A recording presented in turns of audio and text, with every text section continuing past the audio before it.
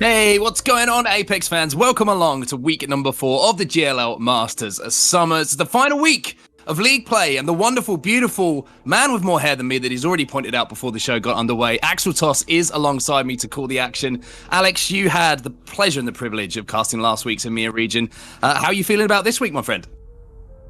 Hey, it was really competitive last week. A lot of close matches. We saw a lot of pretty cool storylines. The European region, it's super competitive, and Apex Legends is just super competitive in general. So I'm excited for what's to come. Cool to hang out with you on set. Let's go.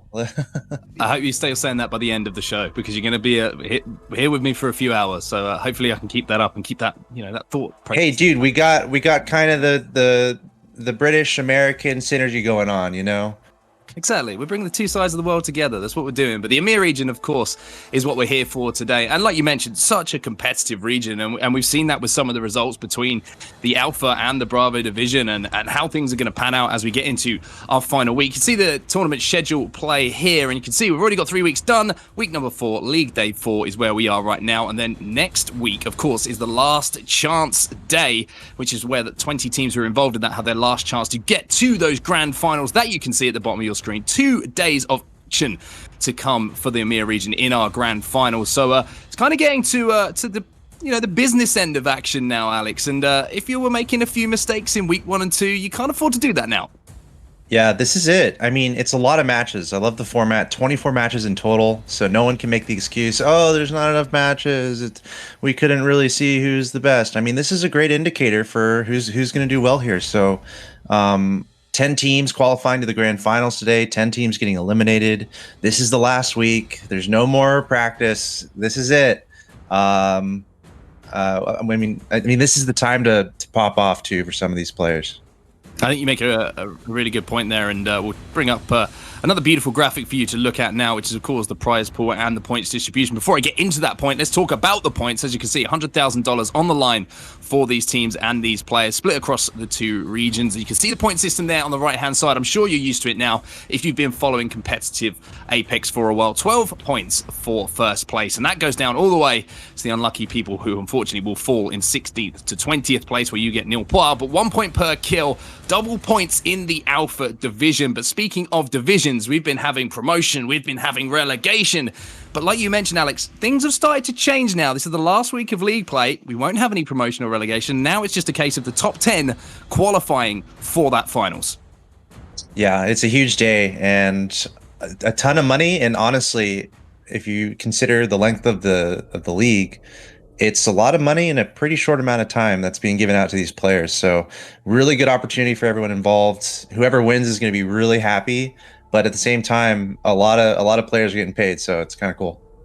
Okay, and just to talk about this this top 20 that we're going to be looking at today, and how things are going to develop as the action gets underway. The top 10 who finish in those top 10 spots that you can see there today will get through directly to our grand finals. So big opportunity for those teams to solidify their places. And we were talking beforehand, and you were saying North have been superb. Last time I was here, North was superb, and you were saying they were doing the same sort of things last week. Yeah, we were talking a little before the broadcast started today. North, Luminosity, both teams that are doing really well. Alliance was pretty exciting last week. We were talking about Flex Gang, who actually came from the Bravo division and had a really good week last week. And now they're in that top 10 spot. The second column there, looking out for Navi, currently in 13. They're at 13. They're going to want to make a big move here to get into the top 10. And you can see on the right-hand side of your screen, just on that little tab, it says last chance. And that is because, of course, the bottom 10 teams, 11th through to 20th in the Alpha division, and the top 10 teams from the Bravo division will go into that last chance qualifier, which is, of course, coming up next week to get into that grand final. So the last place you want to be, really, is in the bottom 10 of Bravo division, because your tournament is over, Alex, and you can see the teams that are holding down those spots right now. You can see eliminated right next to them. They need to get into that top 10. Yeah, it's literally a point separating hanging out and staying alive in this tournament and being eliminated. As you can see, the ominous capitalization on the right side of the screen. The bottom 10, they're out, but you see between 30 and 31, there's just 1 point separating them. So it's super close. These guys at the bottom, they're going to be playing their hardest here to try to make it into that last chance match.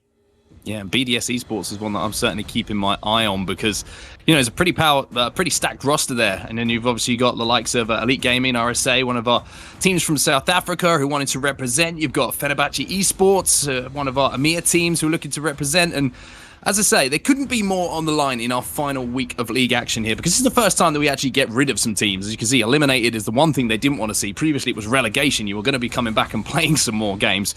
But this is the be-all and end-all now. They need to get into those placements. And you can see, like you said, it is so tight between 30th place and 31st place as well. Just 4 points between BDS and Weigers before this game, before this week of matches, does get underway.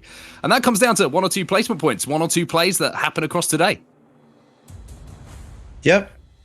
And again, it's a critical day for every single one of these players as we move on to take a look at the Alpha Division. These are the 20 teams that we're going to be watching today. Again, we just saw all through the leaderboard. It's a big day for some of these teams. For others, it's a little bit not as stressful, perhaps, for North and Luminosity since they're pretty well into the top 5.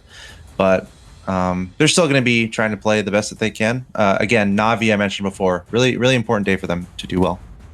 Yeah, top 20 teams here. All of these teams that are in the Alpha Division will at least be competing next week when we get to our last chance at qualifier. If they don't get into that top 10, as I say, they'll move straight into that last chance qualifier next week. The top 10 will go straight through to that 2-day grand final that we have coming up, though. So, like you mentioned, for teams like North, for teams like Alliance, teams like Flavor of the Month, we've had pretty good weeks and pretty good competitions so far. It's just a case of basically not making any big mistakes today and trying to continue that momentum that they've had so far through the tournament. Yep. And I'm really looking out for Flex Gang again. Again, this is a team that came from the Bravo Division. They had a great week last week, and they're right on the cusp of being in that top 10. So Flex Gang, are they going to hold strong, or are they going to flounder a little bit? Because they're in the Bravo Division earlier. So can they hold? Can they hold in the front lines in the Alpha Division? I feel like they can, honestly, based on how well they played. And also something else to look out for is those sneaky tactics. We saw Alliance do a lot of sneaky tactics last week. Sometimes you're just forced into it where you're just down to a player and you have to figure it out. So it can be really intelligent to hide out in a tree, find a sneaky hiding place. And Alliance actually did a really good job just staying alive and getting to the top 3, I want to say, in one of those matches yesterday. So let's see who can prevail today. The notorious devious rat strategies, as they've been called, or ratagies as we've now officially called it in the ALGS. But this is Bravo Division, and the last place you want to be, like we mentioned, is in that 11th to 20th position here in the Bravo Division. No promotion, no relegation. It's all about getting into that top 10 to make sure that you can come back next week and have a chance to get to that grand final. So we think the pressure's on in the Alpha Division, right? It's going to be a sweaty week, and players are going to be desperate to get in that top 10. But this is really the sweatiest of sweaty lobbies. Every single team here, Alex, is going to be nervous. They're going to be shaking a little bit, or they're going to just pop off in the first few games and think, hey, this is going to be easy. We'll see you next week. Yeah, and we talked about it last week, how important it is for these teams, and also you can still gather points. If you play really well in the Bravo Division, you can still do okay for yourself in the overall leaderboard. So as you said, that just emphasizes how important these matches are going to be for these guys. Also, another thing with a lot of pro teams, like, let's not kid ourselves, ladies and gentlemen, Apex Legends is a rising esport. There's a lot of teams that are interested, a lot of sponsors interested in picking up players and teams. You're trying to catch the attention of those teams and of those big sponsors. So for a lot of these teams in the Bravo Division, sure, they might have a cute name here, but they definitely want to be picked up one day and really make strides in the pro league. So if they can turn some heads and just play really well, that's going to be one of the goals here for a lot of these teams.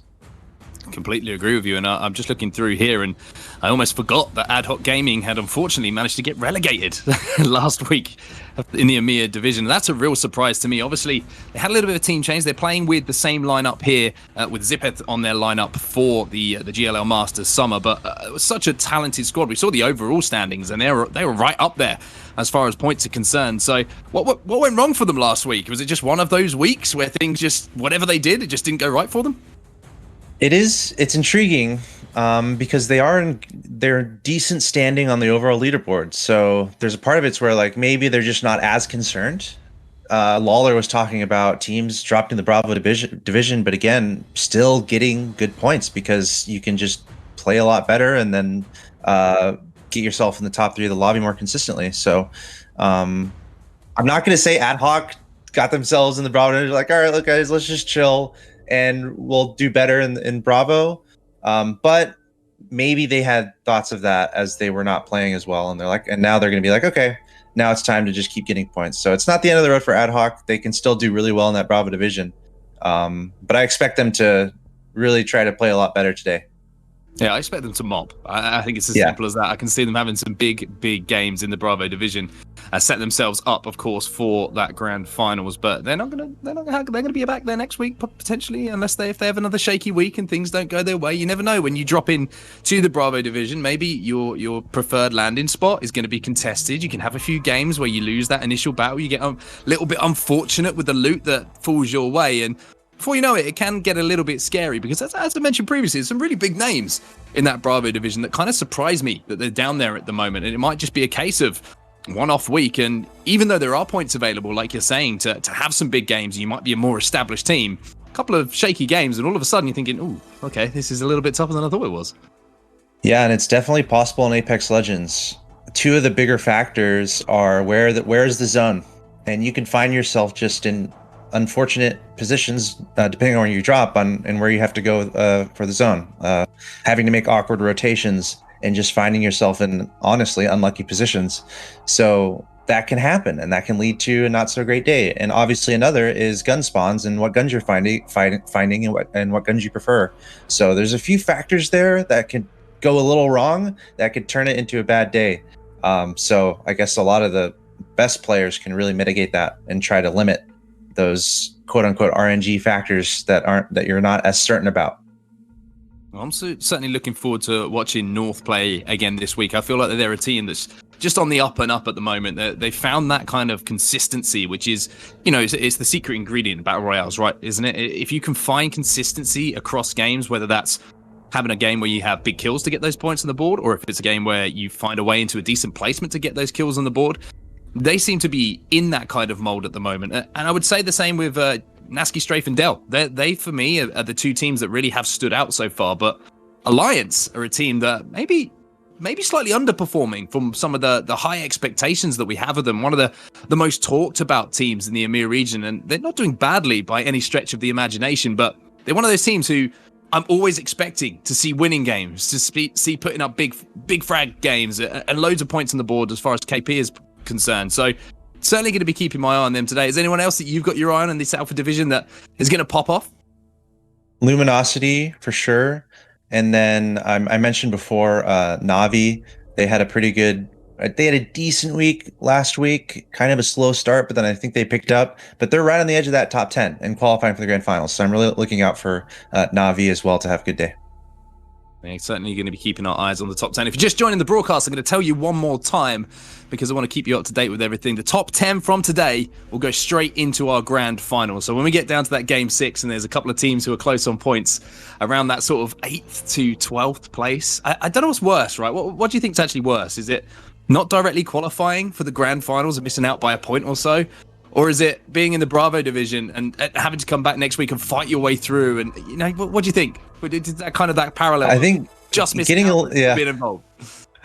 Getting eliminated is probably the worst, I would say. But probably missing out on top 10 right today would be a gut punch, which makes it pretty fun, man. Because a lot of these top teams, even if they're nicely in the top 10, we're going to see some really cool play, I think, because these teams are also getting ready for the finals. We're getting close to that.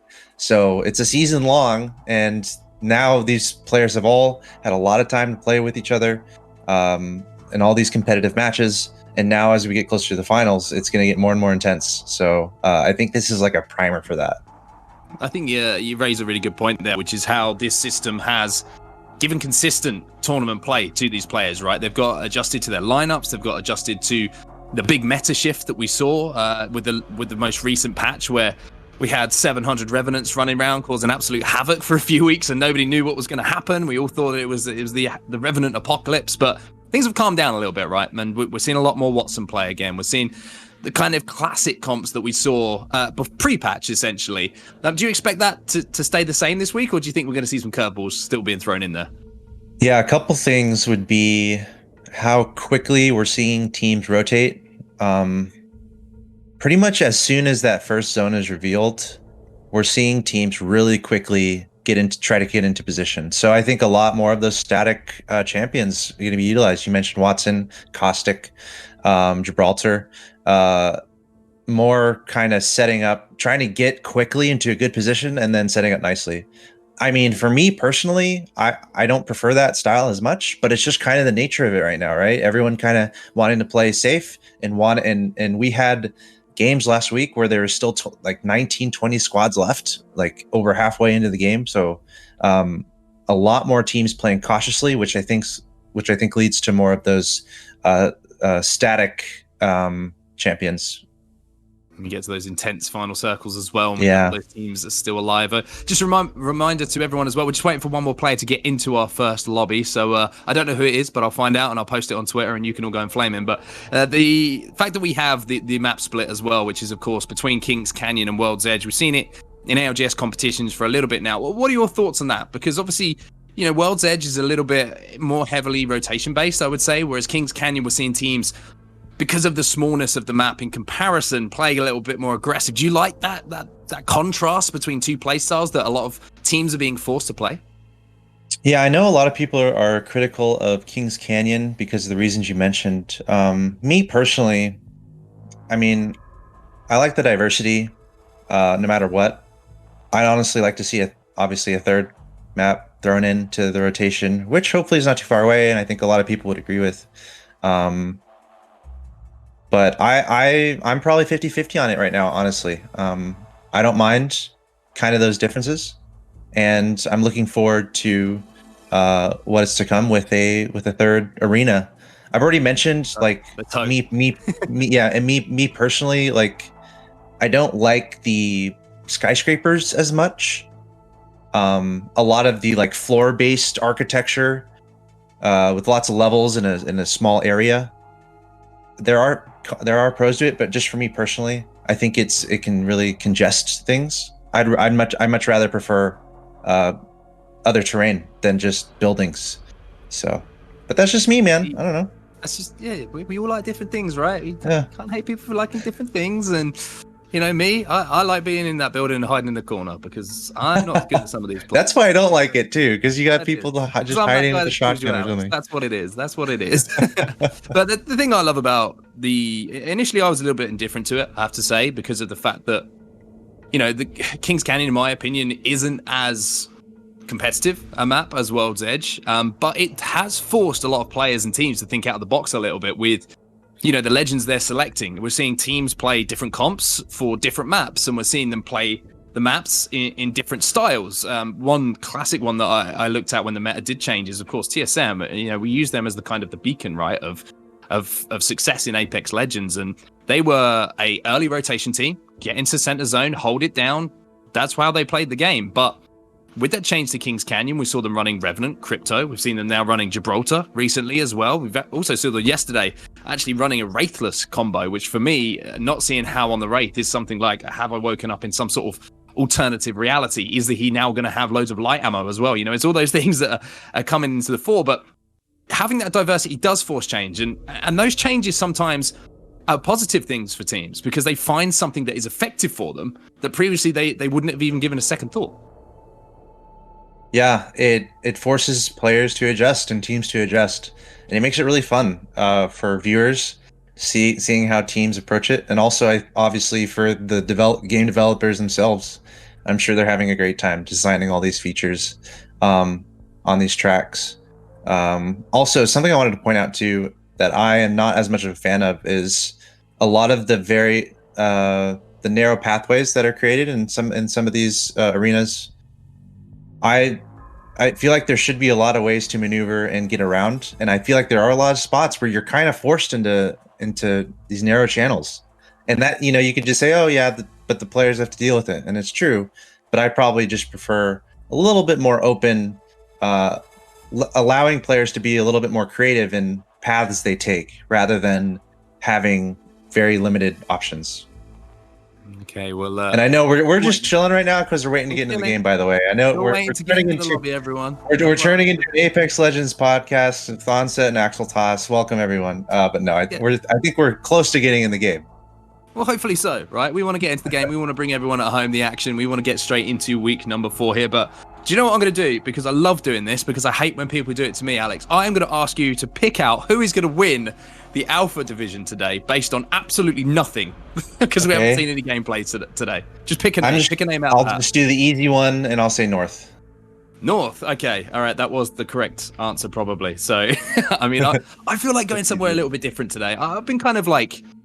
I've been hard on Alliance a little bit recently in some of the games that I've seen them play. I think that, and like I mentioned earlier, I think they've fallen off a little bit, maybe from the heights that they were reaching previously. I think some of that might be to do with everyone getting used to how they played Caustic a little bit, and Caustic obviously having a little bit of a nerf in comparison to the effectiveness that he had previously. So they then changed it up. They were playing a little bit of Revenant, they're playing a little bit of List, a little bit of Lat, and hopefully they've found a comp now where they're a little bit more settled. And I feel like I was talking about earlier, having these week-on-week competitions, and not only here at the GLL Summers Masters, there's other competitions that are going on all the time during the week for these players to play in at the moment. And I see Alliance as one of those teams who are constantly grinding. They're constantly in these tournaments, constantly changing the way that they're trying to play and approach the game. And I just feel like Alliance, hopefully, my fingers crossed, you can't actually see them. There we go. Fingers crossed there.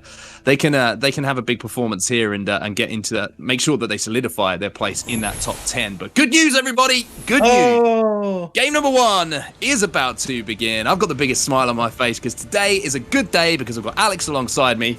We've got people dropping out of the dropship, and we are starting, of course, here, Alex, on World's Edge, and we are starting with the team that Alex thinks is going to win. No pressure, Alex. North are going to be the first team that we're watching here. Yeah, I would say the other two I'm really looking out for, I think I mentioned earlier, Na'Vi and Luminosity. So we'll see. Flex Gang, they need to have a good week. They are number 10, so look out for them as well. But here we are. Yay, into Apex Legends we go, starting off on this Pathfinder. And I'm sure the chat, so like, start the game. I'm sure they were all saying that. But here we are. This is fun. Apex Legends. It's a beautiful game, ladies and gentlemen. Beautiful BR. By Respawn, and now we get to watch the best players with their hands on the tools as they try to qualify for the grand finals. Top 10 from the Alpha Lobby, and we already have some firefights going on. This is Flex Gang that we're looking at, picking up a Wingman R301. Not any shields though for Iwin, and it looks like they're going to be fighting against Lava City Boys. I like this area, by the way. I dropped down here quite a bit. I think it's a good pivoting area, but it looks like they're going to go on their merry way. Yeah, it looks like Lava City Boys have realized that, and they can get out there with some shields, and they can get out of that location where it has been contested around Geyser. Then it's better for them to stay alive than fight that battle thinking that they were at a disadvantage, and they can elongate their game a little bit better. Our first look at the overhead as well, and we can see not only the first circle but the Pathfinder beacon as well, and you can see already the pings here looking like it might be finishing around that bottom of Hot Springs, just below the tracks, or maybe involving a little bit of Train Yard, a little bit of Harvester. We have seen some funky circles on World's Edge, so a little bit of an interesting one for players to try and decide on where this might be finishing. Yeah, it's pretty cool. It's kind of centrally located, not too far from anyone. This could definitely turn into a match where we have 18, 19 squads left for a pretty long time. All these teams are really playing for placement. Every single point matters here. Another firefight going on. This is Execute. It looks like his team.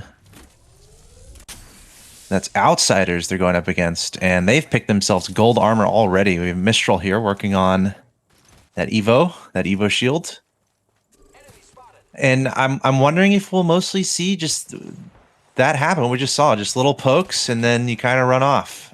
I mean, we haven't really seen any direct confrontations, any serious attacks. We're just seeing some firefights and then everyone kind of splitting off, kind of showing a little respect, I suppose, not willing to commit and I guess not wanting to open themselves to a third party. Just very cautious play, it seems like.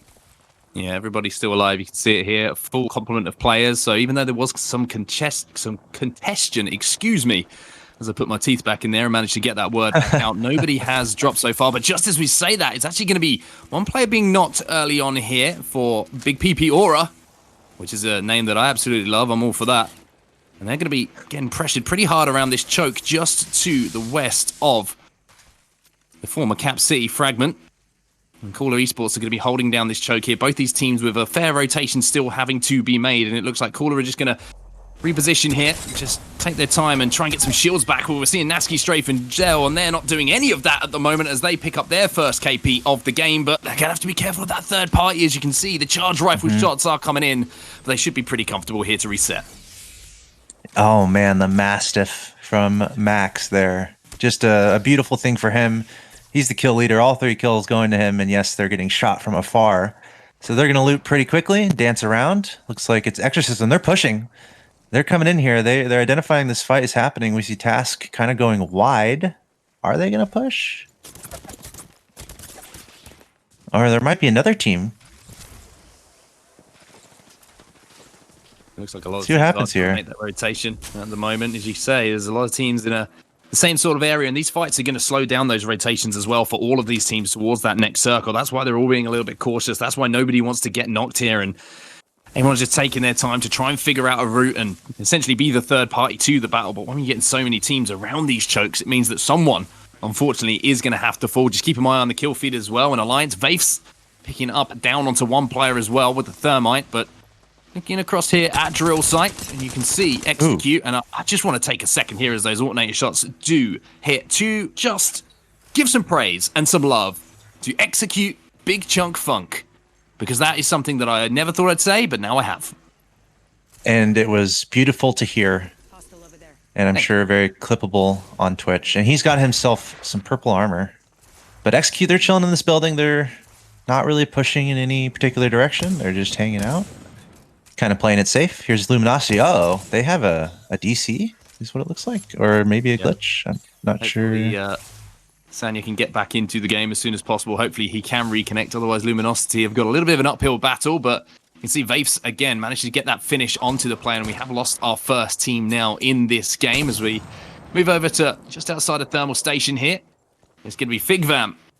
2 purples and a white to their name, so pretty good as far as armor is concerned. And they're making a late rotation in here as we see that ring's going to be closing in around 1 minute and 45 seconds time, but not too far to go for them. Of course, they're quite close to that second circle as well, as Alliance also up on this hill, just in a very similar position. There could be potential for these 2 teams to run into each other here. We'll have to see if they spot each other out and that damage is dealt. Yeah, and I mentioned it earlier, you just got to look out for those narrow pathways. There's those limited options to get across the map. There's going to be players watching that. There's going to be teams setting up traps in a sense, and you kind of have to deal with some awkward rotations sometimes. So it's critical, those movements you're making in such an important lobby, such an important match where you're really trying to outlast all these other teams. But it's getting a little bit tighter and tighter here. A little bit more congestion. It's going to start happening as the round 1 ring is closing. We've got about a minute on that. Look at that. Just that picture there. That's great. You can kind of see just how close all these teams are. Just in that central location there, just east of the Mirage Voyage. So many teams, so many players in there. A couple teams all over at Thermal Station as well that are who are taking a look at it. That's New Esports. Looks like they might run into another team here. But starting to get close, starting to get comfortable. You're going to have to meet your neighbors soon here. And it's going to be an uninvited guest here as Kashira will be downed here by Kada from Outsiders. So they get that knock. Alliance are going to pick up the finish on that as well. So Alliance and Outsiders very much within shooting distance of each other at the moment around Thermal Station on that ridge. And you could see the decision from Figvam, just a few moments ago to rotate away from this area, take a longer rotation all the way back around Tree, because of the fact that the team that is holding this high ground up here is Alliance. They're inside not only the first circle, but the second one as well. And being such a powerhouse team, there's going to be a difficult fight, but it's going to be Outsiders now who are looking to take that fight. As they can see, they got the damage down and they've forced the Gibby bubble now from Alliance. Yeah, they both don't have to move that far. But they have to go to kind of the same location. They have to make that decision pretty quickly here. And it looks like they're going to try to do that. They could try to go around. You can see the Pathfinder there. He was thinking about doing a zip line and rotating the other way. Let's see if they decide to do that. It's either that or they attack. It looks like they're gonna retreat and they're gonna rotate the long way. So these teams just avoiding each other for now. And it's funny, they're keeping that middle pathway open. They're both running in opposite directions. So Alliance now, they're going to be looking to take a fight or maybe back down a team as the Gibraltar ultimate is going to go in. It's Nasky straight from Dell, and look at these R9 shots coming in from Dell here, absolutely decimating the shields of one of the players. He's got a Thermite going as well, which is going to do lots and lots of damage. Unfortunately for him, there was an Alliance player in the back with the Scout who managed to do just enough damage to stop the push coming in alongside that Gibraltar ultimate. So Alliance taking a lot of damage in that fight, but they've managed to get out of dodge here. They're going to be able to reset and maybe look to take this fight once more. Yeah, it's pretty tense. Not many directions, not many options here for Alliance. They're kind of afraid to go either direction here. They're having to fight. But the thing is, they're in the circle, so maybe they're kind of chilling. Maybe they're not as worried about moving for now, but I mean, they're going to have to move eventually unless they get really lucky and the circle keeps piling onto them. But they got a team in either direction, so they're going to relax for now. Let's see, Lava City boys. They're getting a firefight. There's quite a bit going on here. Going up to the high ground. He's got an EVA 8. Trying to take down the Pathfinder. Way too many people around. And this is as chaotic as it gets here. We're in one of those very narrow pathways. Lava City boys trying to stay alive. He gets taken out. Who is left alive in that altercation? We got a Wraith using those shields. So that was Flex Gang. Who else? My goodness. They're kind of in the open though, Onset. You can see the two teams that have been eliminated on the right-hand side of your screen there, thanks to the team tracker. So you can see Lava City boys have just fallen. And now we're going to be on board with Flex Gang. You were impressed with these 3 players last week, and we're going to have to see if they can pull off something similar this week as well to try and get into those top 10 spots like we talked about. They've already managed to pick up a few KP, like we mentioned, onto Lava City boys. So a good start for them here, but another fight going down. It's going to be New Esports who not only have lost Kashira here, but 0-0 is going to be the last man standing for them. Nasky Strafendell, we saw the damage that they managed to do just a few moments ago to Alliance, and now they're looking to take this fight as well. Yeah, maybe an awkward position for them, but that was a great decision to attack there. They're trying to finish off the team. Looks like they haven't finished them off yet. Took down 1 or 2. Yep. Oh, okay, there it is. Finally tracking them down. But I want to say they were kind of looking out for another team near them, and this is the point where there's really not there's no such thing as like a safe shot. Someone's probably going to hear you. There's probably going to be a third party happening, so that's what they're looking out for right now. Another team running in, and that's probably why they bounced so quickly. Coming back up to the high ground, they're well within the circle, and there we see the shots in that direction. Flavor of the month. They're kind of in the open themselves. Yeah, go ahead. Another changing comp here from Flavor of the Month. We saw them running the Revenant quite a lot, and I don't know if that's just something they're going to be switching between dependent on the map that they're playing, but now they're running the Pathfinder, Wraith, Gibraltar lineup. No Watson for them, but more of a standard pick, you would say, as far as Legends is concerned across this lineup. And now Flex Gang, the team that you were mentioning a few moments ago, unfortunately for them, Lagger has been dropped here, but should be able to get revived pretty comfortably here by the Gibraltar in the bubble with that increased res speed. But the only problem is that has alerted the team that is inside this building to try and get aggressive, to try and finish them off. And now we're going to see a bubble fight going down. Flex going to lose another player. And now Lagger's going to be the last player alive, having just been the first person to be knocked and then get revived. And that's North. And they are fully looted up. Flex Gang, it looked like they were third-partying there, but then North bounding in and cleaning up shop. North doing a great job there. I'm not sure if Flex Gang survived that. Another fight going on. This is Na'Vi, and it looks like they're getting caught. Only 1 man up. And this is actually pretty close to the other fight that was happening. Yeah, Flex Gang has been completely eliminated alongside New Esports, Lava City Boys, and Big Para. You can see that nice graphic on the right side of the screen. But Na'Vi here. He's got a nice Prowler and a Mastiff. Almost an ideal loadout, I would say. 2 of my favorite guns for sure. Once you get that attachment on that Prowler, you can go auto. But he is in trouble. You can see him there just thinking about getting back for those banners, but the only problem is North are not going to be allowing that to happen. Na'Vi, though, speaking of which, they managed to actually get into position here to get one of the reses, and they're actually going to go back and get that banner as well. So smart play, excuse me.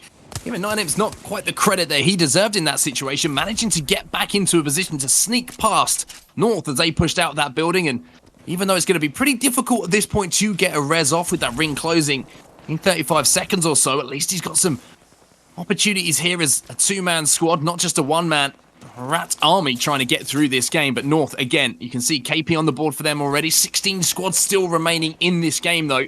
And with 20 seconds left until that ring closes again, there's not too many teams outside of that circle. So we're either going to see some fights going down in it, or we're going to see another circle where we're going to have a fair amount of teams still alive here. Yeah, 16 squads and not a lot of real estate to share with everyone in this lobby. So we're going to start seeing a lot of fights. Also, something interesting, the circle is coming onto an area of the map where it's like all land that can't really be accessed. So about 30% of the circle is going to be inaccessible by these players. So it's going to be, these guys are going to start really getting to know each other. A lot of action is going to start happening. Alliance looks like they're in trouble. Only one man left up, and they're getting taken down. Not in a good position, and it looks like that was Outsiders, but a lot of different fights happening. We see in the top right, Alliance getting down, Na'Vi getting down, North still involved in a fight.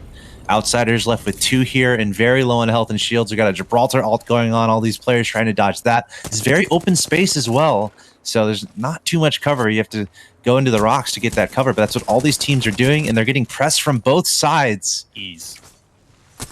Shots from that alternator were hitting strong, and that's always surprising to see at that kind of distance, but Harry Rubik knows how to use that pocket rocket pretty effectively here. You can see they're going to be quite happy to just take this high ground here, make sure to get the fences down on that zip line above, and they've got plenty of death boxes around them as well to get some decent loot, and there's a gold armor to illustrate that point perfectly. Favor of the month now, trying to hold this team out and gatekeep this team that's up on the hill. They've got a pretty soft position as far as the next rotation is concerned. They're going to have to fight pretty hard to get into that next circle, so maybe they're going to be thinking KP is the order of the day here, and then maybe try and sneak into a top 5-6 placement and work from there.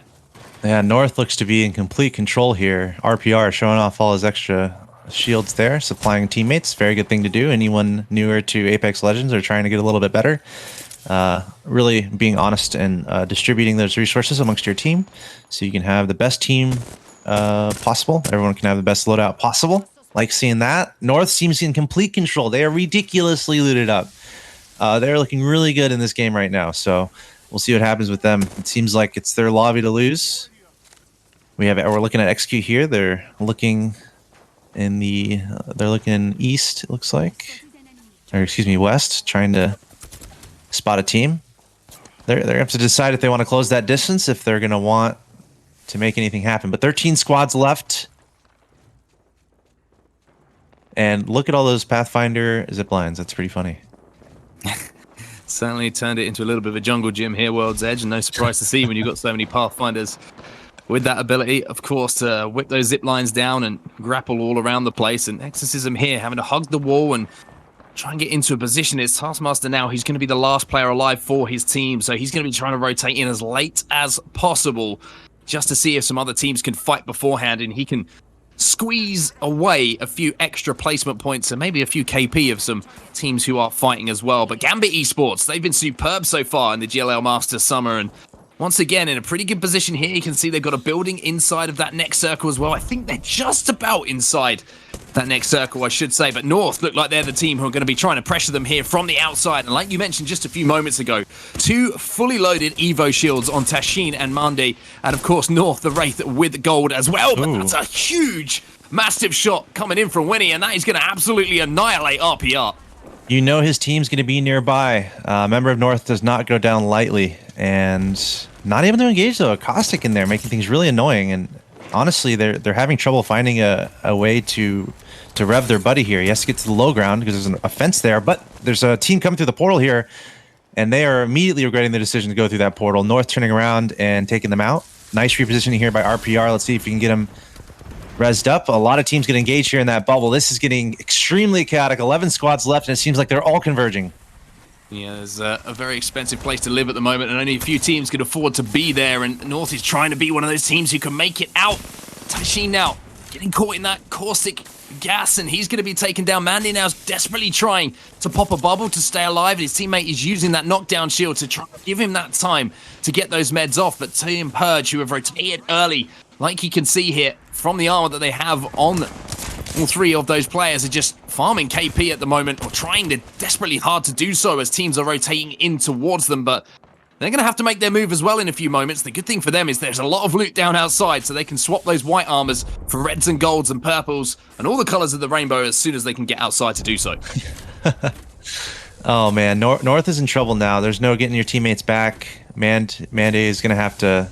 He's going to have to outlast and probably not take any fights. What was interesting there was Purge inside that building. That was the team giving North so much trouble, as we're seeing some sniper shots, a longbow. No skull piercer on that. You want that skull piercer. Hasn't been able to find that, but Flavor of the Month taking some shots. But as I was mentioning earlier, Purge was inside that building, and they made that so difficult for North. I don't know about that decision to go try to engage that from North, but Purge was in there. They had the caustic in there, and they were the first ones to really do a lot of damage to North. And now we're seeing this team, Flavor of the Month, on the high ground up here. This is the area kind of overlooking all of this.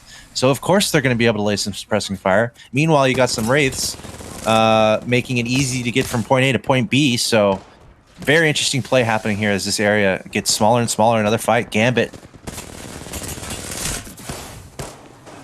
It's all going on now. Gambit involved in this battle, as you can say. Leogri's going to be the last man alive, and it looks like he is actually going to win that battle. The question is, can he get his teammates up in time and get them back involved in this final battle? Because from about 12, 13, 14 teams, we're down to just 4 now. Gambit Esports, with that big clutch from Leogri, are going to be able to get back up to a full complement. Major pushes here. Another team just on the outside of that circle as well. The caustic in their hands and 2 golds and a red Evo shield to go alongside them. They're going to be in pretty good position to make a push towards the end of this game.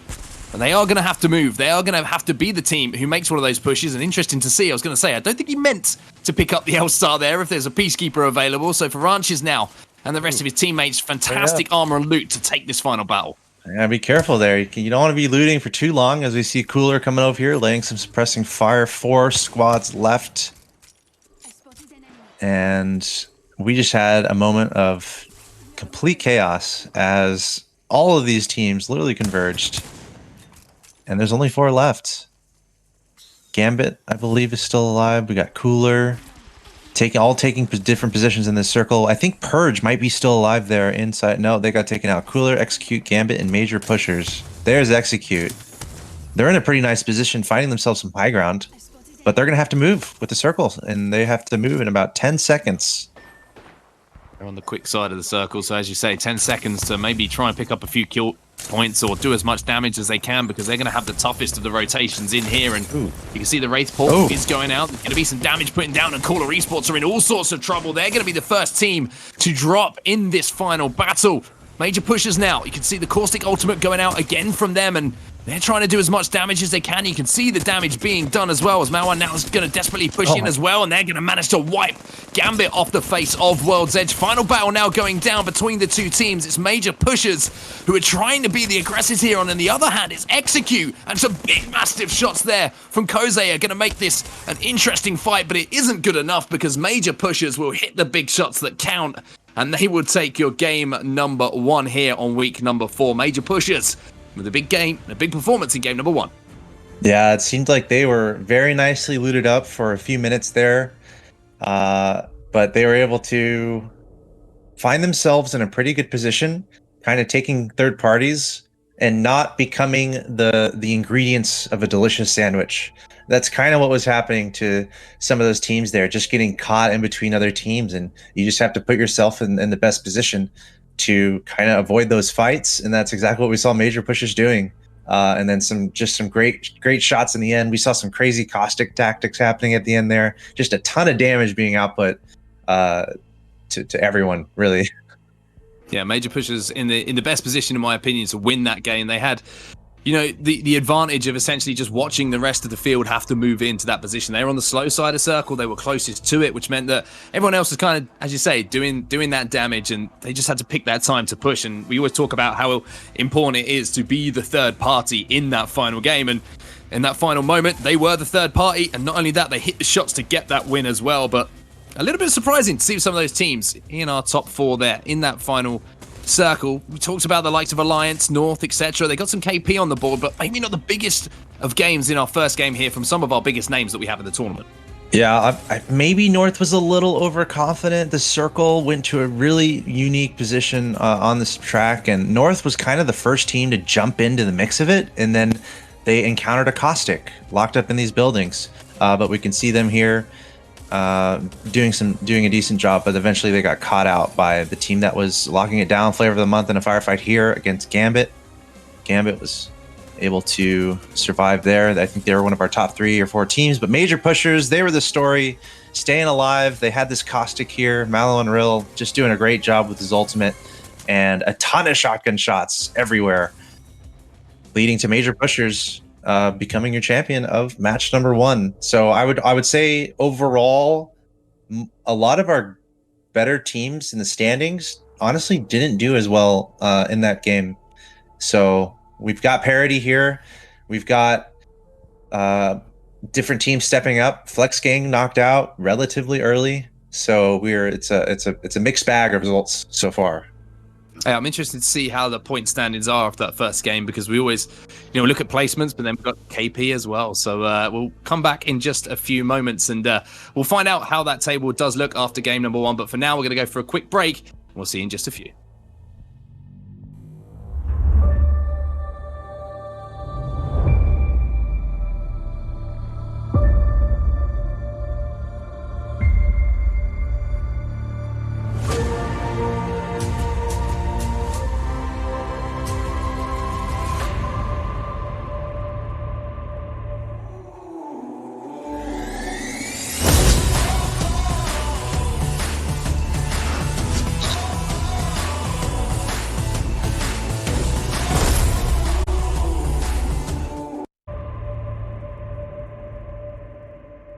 And the warmest of welcomes back to you, ladies and gentlemen, the Apex family, to game number 2, which is, of course, going to be coming up in just a few moments. But the GLL Masters Summer, game number 1, went to Major Pushers, of course. And Alex, a little bit of a surprise for us in that first game to see some of the teams that were involved in that final circle. And here is how things panned out, as you can talk us through exactly what happened in that first game.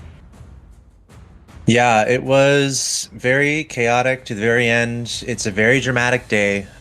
Results are very important today. So we're having a lot of teams play very cautiously. And what that leads to is very congested final circles. So I feel like what we saw there was a really interesting ending circle location with a clear low ground, a clear high ground, and not too much cover around also. So a lot of big teams, I think we had like 16 teams come to that point, and then it was just pretty much anyone could have placed anywhere in the top 15. That's almost how close it was. Like Flex Gang and Luminosity here, number 13 and 14. That was probably the edge of where that was happening. And that might be a surprising result for those. Honestly, those 4 teams there, Luminosity, Flex, Na'Vi, and Alliance, that might be a bit of a surprise to see them there. But again, as I was saying, once we got to the end, it was really anyone's game. I feel like North was doing well the whole time. Maybe that they got a little bit ambitious. They ran into Team Purge, who was holding down the fort, and North was left with 1 player left. But then apparently they got top 4, so they did a good job staying alive. But Major Pushers, again, at the end, just doing a great job, taking advantage of all of the chaos. Yeah, North's points certainly come through KP in that game. You can see it there, 5 kills for them. Major Pushers, of course. The big game number 1, though, 24 points, of course, for that first place. Double points in the Alpha Lobby and 11 kills to go alongside it. You can't really have a much better game than that in the game number 1. But at the moment, we have to keep saying the teams that are looking to get into that top 10, Vibin, Purge, Luminosity, FlexGam, Na'Vi, Alliance, all not the first game that they could potentially want in our first game of the day here. But you can see right now we're not messing about. We're getting into our game number 2 straight away. So a chance for them to right the wrongs of that first game here, Alex. Yeah, let's get into the games. I love it.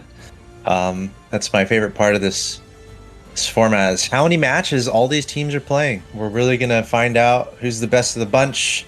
And I can't wait till the finals. I believe Golden Boy and Bravo are coming in. They'll be hanging out, so that's going to be a great time. Just shout out to GLL for making this all happen. Very dramatic day for all these teams. We're watching Major Pushers right now. Malon Rill, he was the Caustic He was really making a lot of trouble happen in the finals, in the final moments of the last game, and also laying out a lot of damage with the shotgun. So major pushers, we're going to start with them here. Let's go this way. As we see what happens here in match number 2. The zone in a relatively similar spot, except much further south. So a little bit more south and west. So a lot of teams are going to have to be rotating from pretty far away. This is going to get this is going to be a good one. Yeah, you don't want to be landing refinery here is basically what we're saying. If you see that circle pop up, you've got a lot of ground to be made, a lot of steps to be put into your fitness app if you've got one of those on your legend and to get across World's Edge. But Lava City boys, they're going to be chilling at the moment, and no surprise to see them just looting up at the moment. All teams managing to land pretty safely at the start of this game, so we're not seeing any early contention. A little bit like we did in that first game, and Na'Vi, another one of those teams here, landing around Fragment, when they're going to be able to loot up and then move their way across. But Thermal's where we're going to be heading, of course, Thermal Station for that circle. And the issue with Thermal Station, like we know, is playable ground can be an issue over here because you have that lava taking up such a huge amount of it, and you have so many tight zip lines to get in there. It's not the most easy of rotations for circles, so teams that are dropping down there, like Alliance, for example, are going to have a pretty good game, you would hope, in this one. Yeah, we're seeing right now how quickly rotations are happening. These guys are basically sprinting to the center of the circle. You don't want to have to deal with this area they're running through. To your point, there's a lot of lava around. You don't want to have to deal with that when you're trying to not die to the zone. So sprinting into the towards the center of the circle right now, good decision. And that's what these teams are trying to do, just rotating really quickly to try to get in a good position. They're not caught, and they're not having to fight other people who are trying to get into the zone. Now we're taking a look at Lava City boys. Looks like they found themselves the gold shield, but not too well looted otherwise. No skull piercer on this wingman. Plenty of heavy ammo though. And they're actually running a little bit away from the circle. Looks like they spotted a team, so they're going to be hunting a little bit. If only we could see Bloodhound more somehow. Don't know how that would happen. Sure. And you made the comment about steps, and it just made me think. Random thought of the day. I feel like Octane would have the most steps. Do you think that's valid? It depends. Well, it depends on his stride, doesn't it? How many, True. How big is his stride? One of those I feel like he's running the most, especially when he pops his stim. He's kind of running the most pitter patter with steps, right? It's true. Whereas, he's going to cover the most distance for sure. I think though, Wraith would have the lead because I don't know if portaling counts as a step. Sorry for the tangent, but then also Pathfinder is usually zip lining and everywhere, so maybe not as many steps. He's my kind of guy. He's not running anywhere. He's not walking. He's essentially Ubering everywhere, even if it's 2 minutes away. I mean, exactly. Pathfinder's my guy, right? I relate to him. But back to the game, Outsiders here are making that rotation through the choke here towards the middle of the map, where we're going to have to go through Harvester and have to be careful moving through Harvester with those different types of elevation, those different teams who are, of course, all going to be rotating from the north of the map. But Husky, Strafe, and Dale, one of the teams who have pretty open rotations with where they land on Fragment East, so they're pretty much center map, are going to be able to get down some pretty solid real estate. No surprise to see them as one of the teams there who are first into one of these buildings. Alliance, of course, who drop in a similar kind of area to where this circle is going, are going to be able to loot up as well. And it looks like they're thinking that this one might be ending around where they are here at the back of Thermal Station, but vibing. They're a team that's looking to get through this choke at the moment. The only problem they've got is there's a team slightly ahead of them, so they managed to actually get through. Excuse me, a little bit of confusion on my orientation of where we were on the map, but no, you're good. Holding out the team who is trying to push in. Yeah, I was thinking the same thing. A lot of these features are very similar. The Naski team, though, is very close to the Alliance team, I believe, in the bottom left, so we'll have to just keep an eye on that. We're getting a lot of close quarter action here. Vibin trying to hold, throwing down a bubble, throwing down the ultimate. Evasive tactics here. We got a portal going down. Gonna try to get out of there. Pathfinder getting really low. Joke getting dropped. Gibraltar trying to escape danger, but there's no running to safety, it feels like, for Vibin. So Vibin now going to have to get the res, but they did manage to get all the players back up. You can see that Eco biting is going to be able to get back to his feet there. The Gibraltar still have only the Evo shield to work with. The only problem is I do believe they're getting pushed now, and I don't think that SJP2 realized they've managed to get those heals off in time, as we're going to see Denze go down. We're going to see his teammate go down as well, and now it's going to be all up to Kim to try and get the finish, and that is a clutch win from him. The damage done by his teammates, but he had to hit those shots as the last man alive, and the Pathfinder does manage to get it done. I'm wondering about a third party right now. Did anyone hear those shots? Is anyone nearby? I'm sure SGP nervous about that, but they pounced at the perfect time. I guess they could have gone a little sooner. The team they took out was already struggling and just trying to res each other, and then they pounced. By the way, I just saw a player from Navi has been downed in the. I believe I just saw that in the top right. But SJP pouncing at the perfect moment. It looks like they're not going to get third partied, so they might be able to run off with a lot of this loot. Yeah, Denze's going to be able to just about... As I say that. Shots on his way down. He got a little bit of a tickle on the back as he made his way to that house, but he's going to be pretty safe there. He didn't get down. No real problems for him, but a few problems here for Flex Gang. As you can see, the Elwin has been taken down, the Gibraltar player, but they're going to pull him away and try and get that quick res. But the problem is Lagger's going to have to hold off that team and do some damage, and that team is Luminosity Gaming, and Rugby is that man with the wingman in his hands. He's not missing too many shots here as he does some damage onto this player, and he's going to be able to get the finish. So LG here, team to watch certainly as the weeks have gone by, and they're going to pick up some KP here early on. Very nicely looted. Also, I'm seeing Navi getting downed in the bottom right. We'll keep an eye on that. Luminosity fully kitted up here. Here's Flavor of the Month. Taking shots. It's Iwin. And that is actually Flex Gang. So lots of chaos happening. Still only one squad down, even though this circle is getting smaller and smaller. The round is closing. 15 seconds left on that. It's Flavor of the Month. They look very nicely looted as well. The exception of just the blue shield here on our Gibraltar. He's going to be looking for something a little bit better. And he might be able to find it. Just topping off the shields there. And Luminosity lost Rugby, so they're going to try to get him back. I think Flavor of the Month were the team that were putting down those shots behind Luminosity, and as you can see here, not only has Rugby been down, but he's been taken out of the game as well. But they did manage to get his banner back, so there is a chance here for Luminosity to potentially get him back in the game. It depends on how they want to rotate and how they want to try and get him back into the game. But you were speaking about Na'Vi, and you said that some business was going down, and Claus is the last man alive here to try and finish those negotiations, as both of his teammates have been taken down, and he's got to try and get those banners back on his side as well. Yeah, we're seeing there. Oh, hello. This is where one teammate always just starts shooting, but it's like, no, chill, let them go. But it looks like the banners are going to be expiring. Oh, it's devastating. That is. So he's going to be trying to find a hiding spot, and he's looking around because he's very sad because his teammates are no longer with him. Now he's running. They found him.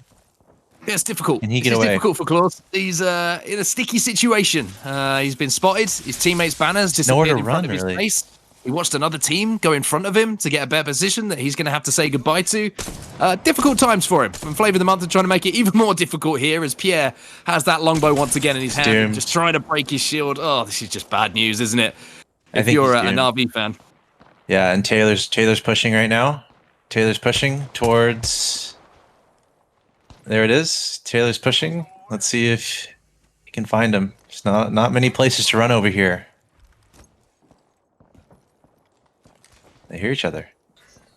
Oh, setting up a fence inside. It's the final stand. There's shotgun shots. And Taylor just didn't even miss. Only lost half his shield. Thank you very much. And Na'Vi is out of match 2. Yeah, that's not one that I think Claus is going to want to replay, to be honest with you. It's a little bit of everything that could have gone wrong for him there in that situation, unfortunately, did go his way. Whether it was the banners disappearing in front of him, whether it was the team in front of him, whether he was getting third-partied. It was just a bit of a rough one for him. So game number 3 maybe is the one that Na'Vi are going to be looking forward to. But New Esports here trying to get aggressive themselves as Kishera is going to have to retreat here with that grapple on the Pathfinder. And major pushes the team who managed to take home the top amount of points in our previous game. Our first game of the day are going to be holed up inside this building. So they're going to have to rotate as well. The next circle is huge for all of these teams at the moment. So if we could get that map pulled up in just a second when we see it being shown up on the map where those teams have got to rotate, that'll be huge. And there it is, all inside thermal station still, so a little bit of time for these teams to play with. Only one team really outside of that next circle as it stands. Yeah, and that's where we saw the fight earlier. I believe it was Flavor of the Month. I think that's Flavor of the Month just outside the tree, and they have a team coming towards them from the east from Sorting Factory. So that might be a fight we see pretty soon. Otherwise, major pushers with that caustic, they've just decided to find a building and hold it down, and that's fine. You know, it's valid. They, and it worked for them last game, but we'll see if it works for them this game. I think we have a couple teams that are holding down these buildings. This is one here, New Esports, which is just to the west of where the other team is there, Major Pushers. So they're very close to each other, but they're just holding down each other, their own buildings. So not really worrying that much. Now we have Flavor of the Month. They're looking towards that team that was rotating in. So we might see a fight here soon. Yeah, Flavor of the Month here, just cleaning out their back, making sure that no one is going to be pushing behind them. You can see the pings going out, so it looks like they know there is a team behind them. And oh no! For this team, things are getting gassy for them at the moment as that ring is closing in. You can see Luminosity. Oh, it's Luminosity for the opportunity to get some shots away again. And I'm not sure if it actually is Luminosity deep into the circle. I think there might be two teams actually down there. Luminosity holding down the tunnel. So their rotation is pretty safe. I think they're just looking to see if Flavor of the Month are going to drop here. And they may be able to get some free shots. But Flavor of the Month, too experienced. And too many games under their belt to know that that is not the best decision for them to make, as we do see that next ring now popping up. And you can see it pulling even further in towards the Thermal Station. Yeah, so Luminosity just gonna go through the tunnel here, but Flavor of the Month, do you think they're gonna set up a watch on the other side of this, knowing that Luminosity was going in this direction? And you also wonder what other teams might be watching this passageway. So Luminosity rotating in late is making it a little tricky for them, but let's see if they can navigate themselves a path to safety. 16 squads left. There's just a crazy amount of squads left for this small of a circle.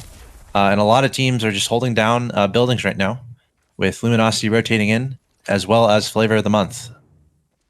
We have North here, on the north side of the circle, not too far away where those other teams were. Cooler also in the area. North managed to do some decent damage on that Wraith portal, and this is the play that the team is trying to make to get inside that next zone and find themselves a little bit of a safe haven. But the only problem is with North holding them out, and you can just see inside there as well. Yeah. Lots of armor swaps to play with as well. They've set themselves up a little shop inside this building, and I'm sure that a lot of teams would like to get involved with a little bit of a business in there. But North now trying to get aggressive and finish off some of these KP, as RPR is going to be pushing up, and you can see his teammates holding down the top of that building, providing some beautiful crossfire for him if he has to retreat. Unfortunately for him, you can see here not being able to get the finish on any of those kills, but has that portal to get back out of dodge and retreat to a safer position. Yeah, North pretty much monopolizing all the goods in that area of the map and selling to the highest bidder. Pretty actually interesting to see them do that. Pretty funny as well. Cooler coming on the, let's see, this is the west side, northwest side of this circle, trying to make themselves, trying to find a way into that circle. Finding a lot of cover over here, thankfully for them. And now we might have our classic, where are the hide and seekers? Sometimes we had a reel last week where we were cataloging all the hide and seekers, and there's quite a few. With 16 squads left, only those players that are the last alive are trying to just avoid trouble. Flavor of the Month, though, getting in a fight here. It's Taylor. He's going to try to zip out of there. 1 or 2 HP, yep. That was a scary moment for him there. Managed to just get into the void before being taken down in that position. You could see frantically strafing and whipping that mouse left and right to try and get his head down to not get a headshot in that position. And Major Pushers were the team who were holding off Flavor of the Month there, but you can see Taylor has managed to get the finish there onto, I believe that was the last SJP2 player there, Jellycorn, so he's going to be taken down. Flavor of the Month still have to rotate in though. 1 minute 40 seconds left. It's going to be up to Taylor here to try and force where that rotation's going to be, or a little bit like we saw them in a few previous games. Are they going to sacrifice position for KP as their most effective and efficient way to get points on the board? Cooler here. One getting knocked. Player getting knocked. Another player getting knocked. It's a disaster. North coming in here and just completely outwitting Cooler, and they just wiped him. think that was a fight that was going on for quite a while. Cooler were that team to the north of the map who were trying to rotate in. RPR was putting out the portal earlier to try and get the finish, but now justice has been done here for North. As you can see, Cooler Esports being eliminated as we're down to now 15 squads, 50 seconds or so until that next rotation is going to have to be made, and RPR is going to make his way towards the dome building here in Thermal Station, but he's going to be coming under a little bit of resistance there as now Nasky, Strafe, and Dell are going to have to make a rotation themselves as well, and Strafe has been taken down here, so Nasky's going to have to shield up alongside his teammate Dell here, but they're getting pushed almost immediately, but a big thermite and a couple of grenades is at least going to allow his teammate to get some shielding off here and back down that team who was trying to push on them. Really good grenades there. Throwing down a fence also. A couple fences at that. Max got taken out though here, aka Strafe. So they're going to be bleeding a little bit. Still 15 squads left. We saw actually a surprising amount of teams had their full teams up. So almost all the players are still up in this lobby on each of these teams, which is pretty cool. Luminosity, one of them. Full purple shields. They're going to be happy about that. See an R99 with plenty of ammo. Mastiff in the back pocket. And a wingman here for Rugby. And a scout for... Okay, we're over on Flavor of the Month, and they are very well kitted as well. Gonna take a little bounce. Over that lava. A mighty leap from Gibraltar. Something out of a movie there, that leap. But that man glides. Everywhere he goes, he glides. He's not heavy-footed. He's just one of those people and one of those, you know, characters. He just glides everywhere that he goes. But Flavor of the Month at the moment doing big damage with that ultimate coming in from Noth there.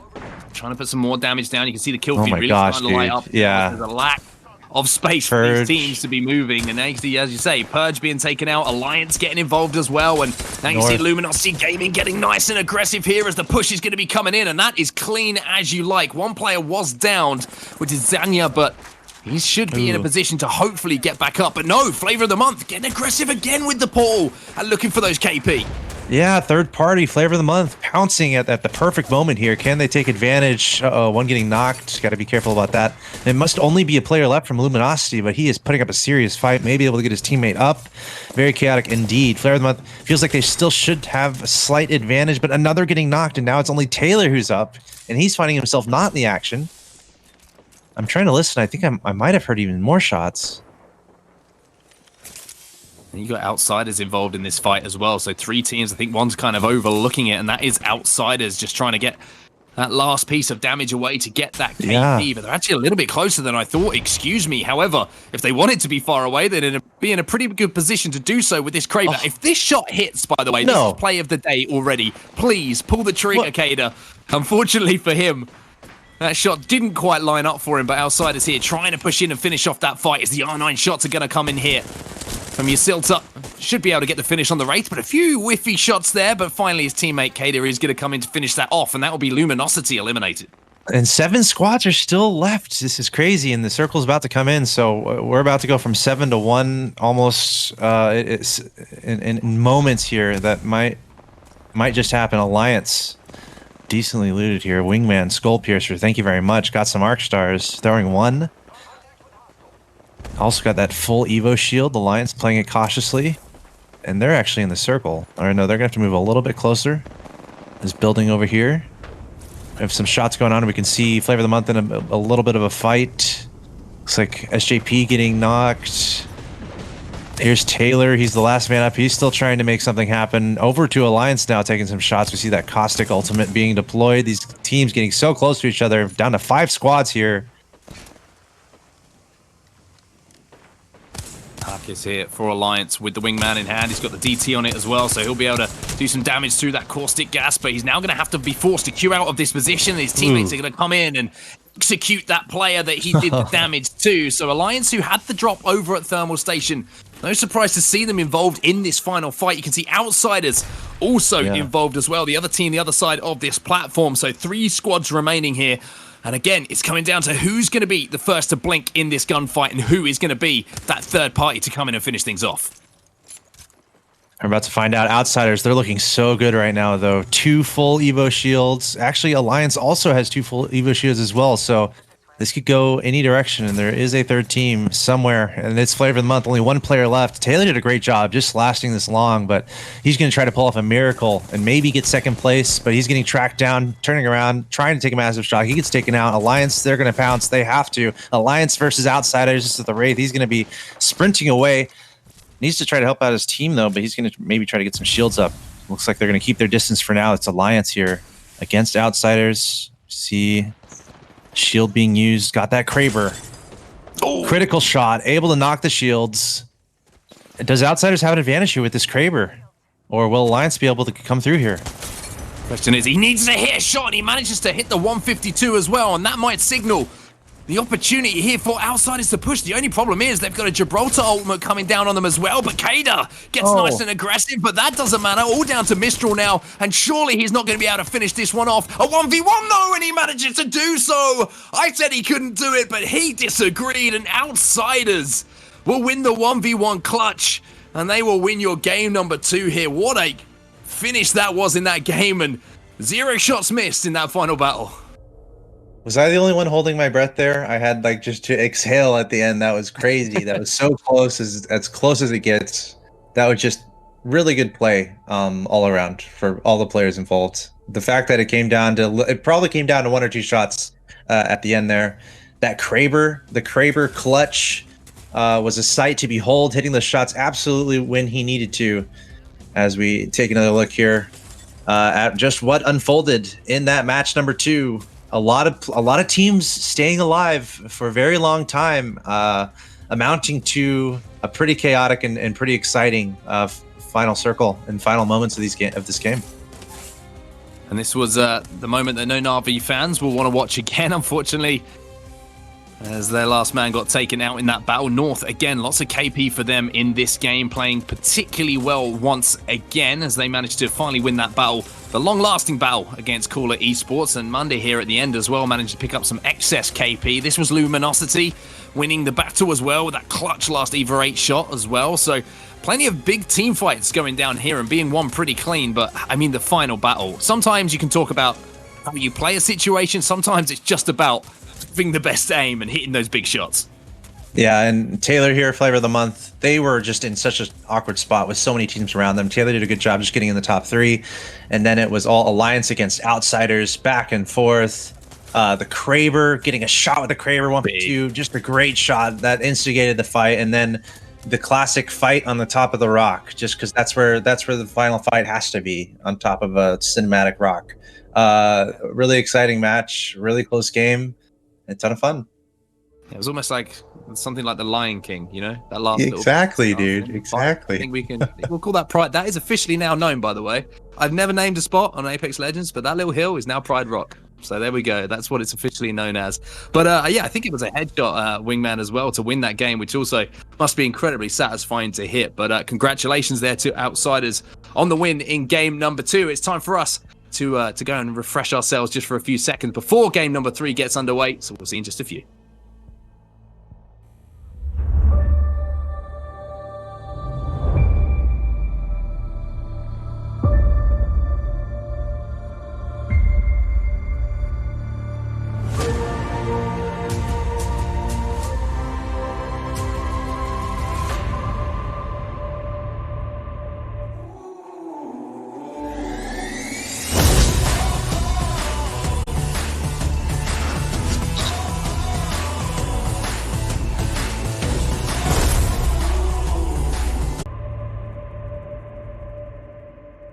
Welcome back once again, ladies and gentlemen, to the GLL Masters Summer. The beautiful, handsome Axel Toss is alongside me. And we're almost halfway through, Alex. We've got one more game here on World's Edge before we're heading over to Kings Canyon. And I'm just wondering where the time has gone, because I swear those first 2 games have gone so quickly. Yeah. Hey, Apex Legends. It's so fun. It's such a fun game. Even when you play it, it's almost the same way when you play it. It can end so quickly. There's a lot of dramatics. There could be a lot of build up, and then it can end very quickly. And that's kind of what happened last game. It was a ton of fun. We had a ton of teams alive almost to the very end. And here is how it all shook up. Outsiders, flavor of the month, Alliance in the top 3. Luminosity and North not too far away. Exciting stuff, man. It's all about that top 10 as well. Just a reminder, if you're in the Alpha division now, top 10 is what you want because that qualifies you directly through to the grand final. So those teams racking up points at the moment are going to be feeling pretty good. Of course, that was just the game that we just saw, but this is the overall. This is the big one. This is the top 10 that you need to be in when the end of play comes today. And you can see Nasky, Strafe, and Dell just outside of that at the moment. And you can see major pushers looking pretty good at the moment. But Flavor of the Month, they've been the standouts so far today after match number 20. You can see it there. But Luminosity, again, little signs of life from them. And I just expect sometimes a little bit more from them in those final battles because it seems like they do really good up until those final circles. And then that end game just isn't quite clicking for them at the moment. Yeah, we're seeing pretty consistent results from Luminosity, North, Gambit, Alliance. I think North, that applies to them too, where they do really well. They have a lot of momentum, but then maybe they find themselves in a slightly off position and they're not really able to close it down.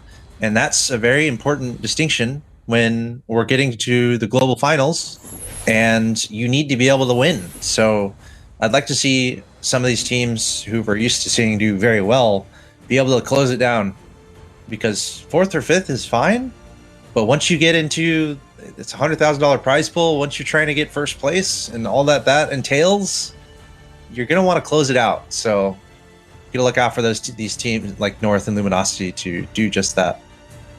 Well, this is our final game on World's Edge, and we're going to jump on board with Outsiders, the winners of our game number 2. Quite rightly, they've earned the right to be shown as our first team here, and they're going to be landing over towards Overlook. So that makes their last win even more impressive, to be honest with you. You know, you had that circle over by Thermal Station, which is pretty much the entirety of World's Edge that they would have had to get across to find their way into that final zone and in position to win that game. So it makes it even more impressive, like I mentioned. And hey, there's a little bit of a gift for you. Win a game, open your first loot pill, and surprise, surprise, you get yourself a purple shield. I wish that happened to me more often. As we see a radically different circle from the first 2 games.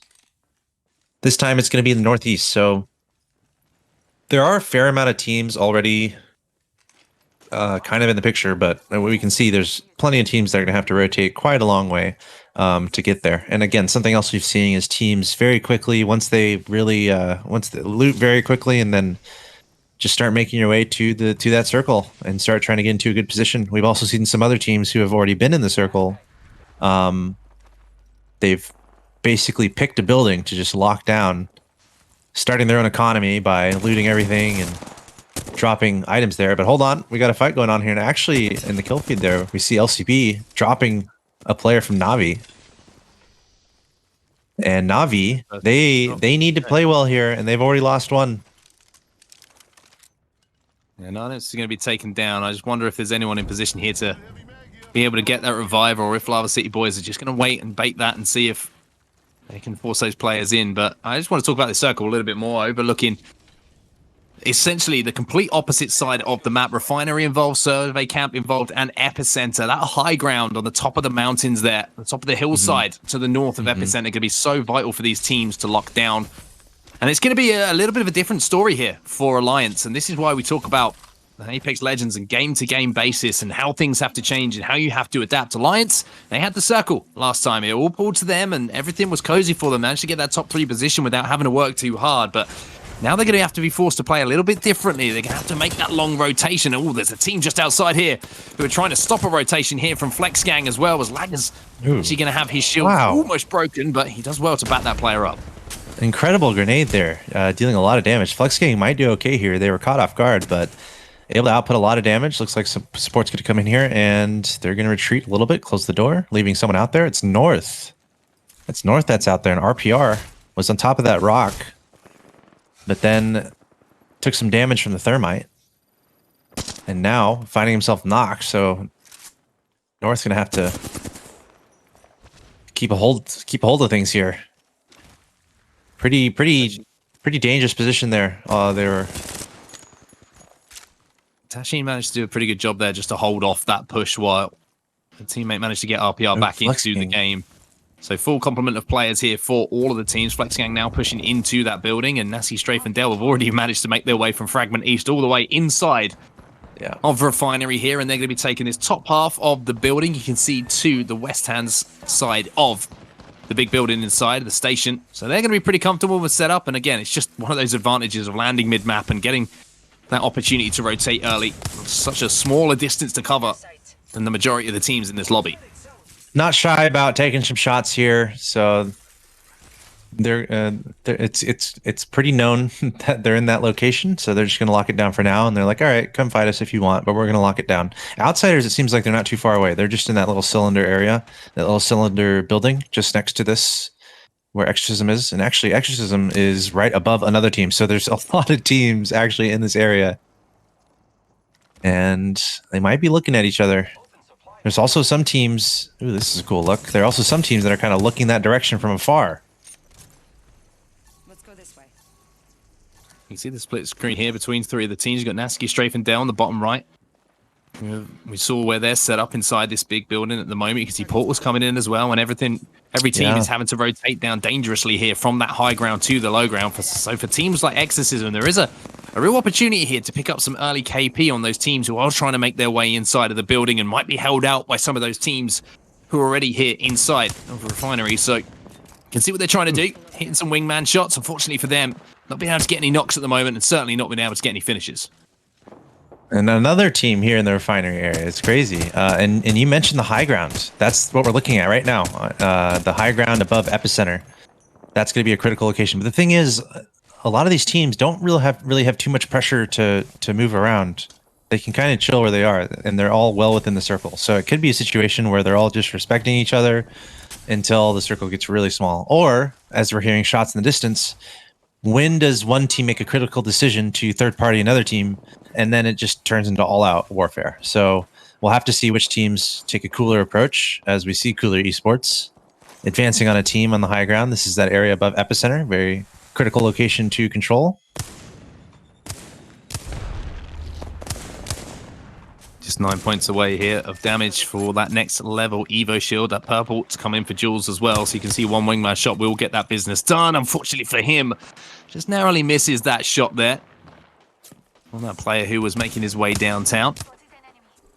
Navi. Isn't that a song? It is. I held off, Axe. Held off. Okay, I had to call you out. I had to call you out real quick on that. All right. I'm not singing on broadcasts. Nobody wants to hear it. People hear You're about to see you're about to sing the Lion King after you came up with Pride Rock. That was in the break. Okay. And that was between us. But now you've shattered the illusion. I liked it. Trust between us. It's fine. Don't worry. I'm over it. It's a circle of life, man. Well, Navi are inside of the circle of life at the moment, and they're feeling pretty good about themselves. You can see they're trying to decide if they want to rotate in here or if they're just going to hold that high ground and try and hold out some of those teams who are trying to rotate their way across the map from the south to the north of World's Edge here. New Esports have managed to find their way inside of the main station building here as well. So they're going to be pretty comfortable. Now moving up to level 2 of the building as well. And you can see they're pretty free. There is a team above them, though, on the roof. So they're going to have to be pretty careful here. And these areas, although playable, maybe not prime position as far as real estate is concerned. You just wonder if they're going to try and push up here and take that high ground from the team above them, or if they're going to be a little bit more conservative with it. And it looks like Nasky, Strafe, and Dell have heard those audio cues as well. And if there's one team you don't want to be pushing into, it's probably these three gentlemen. This is a great look. It almost looks like Mission Impossible, by the way, with all the lasers around. But look at all these teams and players in this area. It is actually ridiculous. 20 squads are up. And I'm pretty sure the circle should be narrowing down soon. So we have a few players outside that will have to rotate. But just all the players in that refinery area. And they're chilling, dude. They're not really looking to engage each other right now. They're saying hi. And maybe taking a few shots. But that's it. I just wonder. Everyone's obviously, put all their eggs in one basket here with the circle moving towards the building. If we get one of those funky shifts, we are going to see carnage as those teams have to exit. We'll have to see what happens when that next circle does close, of course. But Flavor of the Month now, not in the best of positions. They're one of the late rotating teams here, and they're moving from the south side of the map to the north. And unfortunately here for Taylor, he's going to be the last player alive of the Wraith, and 2 of his teammates have been knocked, and he's going to have to recover those banners. So although they've been having some pretty big games so far in this game, Flavor of the Month, it looks like the last game here on World's Edge, as it stands, might not be another one of those to link up. Might be another player or team nearby. I saw some shots there. So these guys are trying to heal up. Not the greatest shield situation for Carry. Carry Rubik, trying to get that Evo shield working. Taking some shots from far, and they're going to run in the opposite direction. Still 20 squads left. If we can get another top-down look of the map, I'd appreciate that. Shout out to production for being awesome the entire day and all throughout the series. If we could get a look at the... There it is. Okay, so 3 teams there, just outside in the southeast. That's kind of the shots we're taking. Look at this. They're kind of converging a little bit, so that might be a fight happening. Otherwise, it's another team in the top left. Let's see what happens. Fragment East. Let's see if they all engage each other. Just crazy how many players are in that refinery area. So Vibin and one of those teams who are up on the high ground here, they've actually decided to try and hold down Survey Camp or just outside of it. They do have the Gibraltar as well, so they're going to be absolutely fine with a late rotation, having that bubble at their disposal. And you can see them just trying to maybe just pick off a few shots onto this team who's up on the high ground, on top of that rock, and 150 damage points going to be needed. And speaking of damage, there's big damage being done here as Execute. Big Chunk Funk is going to have to pull out something special here with the Eva 8 as his teammates are being taken down, but there will be no Big Chunk in, and it will be in a Funk, unfortunately, for him, as he is the last man eliminated. SJP2 also making their way in to the big building here, the station, and they're going to be taking the low ground, and here comes the third party, and it's Major Pushers who are trying to be aggressive. The only problem for them, they pulled in, and there was a caustic gas and some caustic traps waiting there for them, and they've lost a man. Yeah, he should go through the portal, though, and he might get rezzed up. I guess whatever moment of truce there was has been abolished, as there was just peace for a moment. But now everyone is fighting, and we're going to have to see who comes out on top. Only one squad down for now. Major Pusher is able to get that Gibraltar back up, Cleave. Able to go through the portal, kind of holding a position there. Not sure exactly who they were dealing with, but it's clear there's so many teams that are still in this area. One has been taken out, and I think there's still like 6 teams in this building.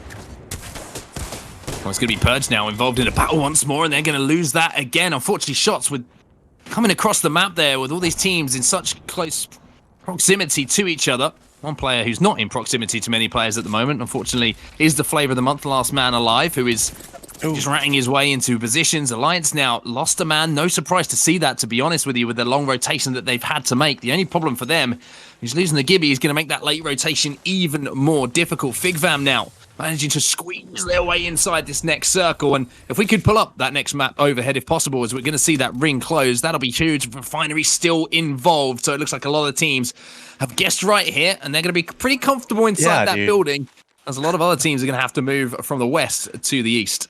It's actually crazy. The circle is narrowing in on Refinery, which is a location that a lot of our players have been from the very beginning.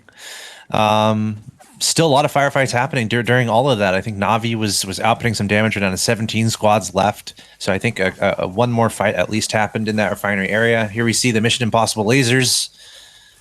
Good luck getting through that. If they do not belong to you, they must be protecting something very important. But it looks like Luminosity just chilling. They're still inside the circle, away from too much danger. Down to 16 squads left. Looks like North was finally able to, RPR was finally able to track down Taylor from Flavor of the Month.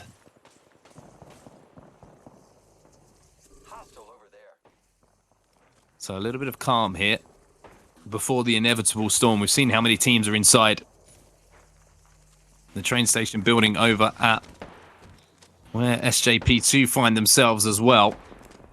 The Refinery certainly the area to be right now for all of these teams. The thing about this, when you have so many teams rotating early and finding space inside a big building like that, when it comes down to that moment that they're all forced to move, it really is about split-second decision-making, waiting for those moments. But one moment that isn't being waited for is, unfortunately, SJP2 to be able to back down as they're coming under all sorts of pressure, and they're going to be cleaned out pretty comfortably there. I think there was 2 teams. And you mentioned the sandwich earlier. Unfortunately for them, they were the filling in that sandwich. And Lasky, Strafe, and Dale are kind of just chilling up top here, watching this all go by. Yeah, I mean, these teams are making the decisions to engage or not. And they're all so close to each other. So they're all listening very closely. And the moment they hear something close to them go down, they're going to be pouncing. It's such a delicate position here for all these teams. a lot of other teams close by, and you don't want to be third-partied. So craziness, crazy stuff happening over there. Now we're seeing North in a very nice position, all purple shields. And you talked about the high ground. That's where we are here. The high ground just north of Epicenter. We've seen. I think we saw one game end over here actually last week, and it's a very important spot to hold. North, they've decided this is their spot for now, staying away from the chaos at Refinery. But it looks like they've got at least one squad that knows where they are, taking some shots at him. What a grenade! The Arc Star shattering the shields, and that triggers a push. So he's going to nail that grenade. He's going to push forward. This is going to be Big Vam over here, taking some shots. Only one left up. Carry Rubik, purple shields. He's getting targeted down. That's Cooler. So a few teams in the area here, and I believe Luminosity is not far away. So Cooler's got to be careful here. And Cooler managed to get the finish onto that player down. 13 squads now remaining, and all these teams kind of scrapping on the outside at the moment for extra kill points that they can pick up. That's why they're being aggressive. That's why they're taking these fights, because they know that next rotation in towards Refinery is going to be a treacherous one from the position that they do find themselves in. North, one of those teams who are currently overlooking Refinery at the moment. You can see the teams all set up inside there with Watson fences galore, but they're going to be kind of hoping that maybe there is a little bit of a shift north here in this circle. You can see them pinging different areas they want to try and move to on their next rotation, but it does look and that building's going to be heavily involved. Probably that circle just outside in under those big silos. The outside, we've seen that finished before. But for now, for Carry Rubik from Figbam, he's going to be put in the dirt for a few moments. And the next time we'll see him, he'll be on Kings Canyon. Yep, they're gonna take their notes, gonna talk as a team and refocus for the next match.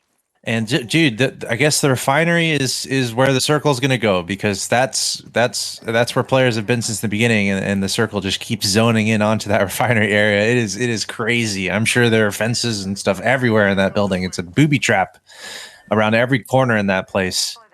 Some sort of Apex Legends haunted house if you want to try to make your way through Refinery right now. But right now we're seeing a couple teams on towards Survey. It looks like they're all trying to rotate left, not trying to come in towards Refinery from the south or from the east. So they're all going to be rotating, it looks like, to the west or honestly pursuing each other. So we might have a couple things happen. We're going to have a fight outside in this area where all these teams are going to have to rotate towards the circle right now. But we're also probably going to have a fight in the Refinery. So look out. Yeah, Vibin are the team who are trying to take on Luminosity here. You can see they had to use that Gibraltar ultimate to back down Luminosity after the damage was done. Vibin now having to back up, and you can see that Nines is putting out the portal to try and get his team away from this position, away from this fight, and rotate in where they can hold Luminosity out behind them and they can get a reset on those shields. The problem is there's so many teams in front of them inside of Refinery that they're going to have to find cover here to get those meds off. And a big shot there with the triple take is going to drop those shields, and Outsiders here. Yasilta with that triple take is managing to do some damage, but again, no downs for him, no KP on the board for him either.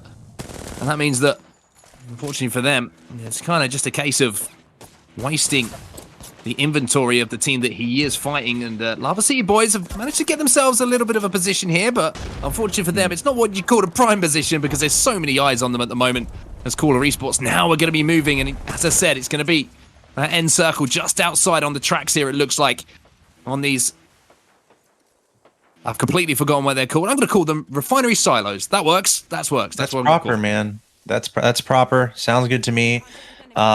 Still, some teams might be able to hold down the refinery area, but this is pretty chaotic. Obviously, a lot of open space in this area, and only 11 squads left. We have a team underneath the silos. It looks like in this bottom area, trying to avoid disaster.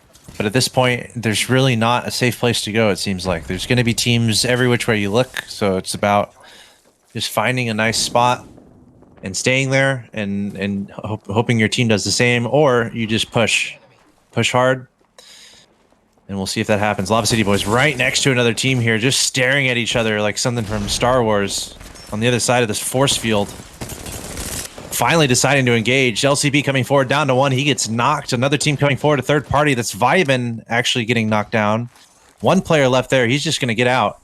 And that might be a good decision at this point. If you just try to survive another few places, sometimes it could be worth it just to run from the battle. Cooler, all decked out with full red, full Evo shields across the entire team. They've been running around the silo area for a pretty long time now, and now zipping to the top.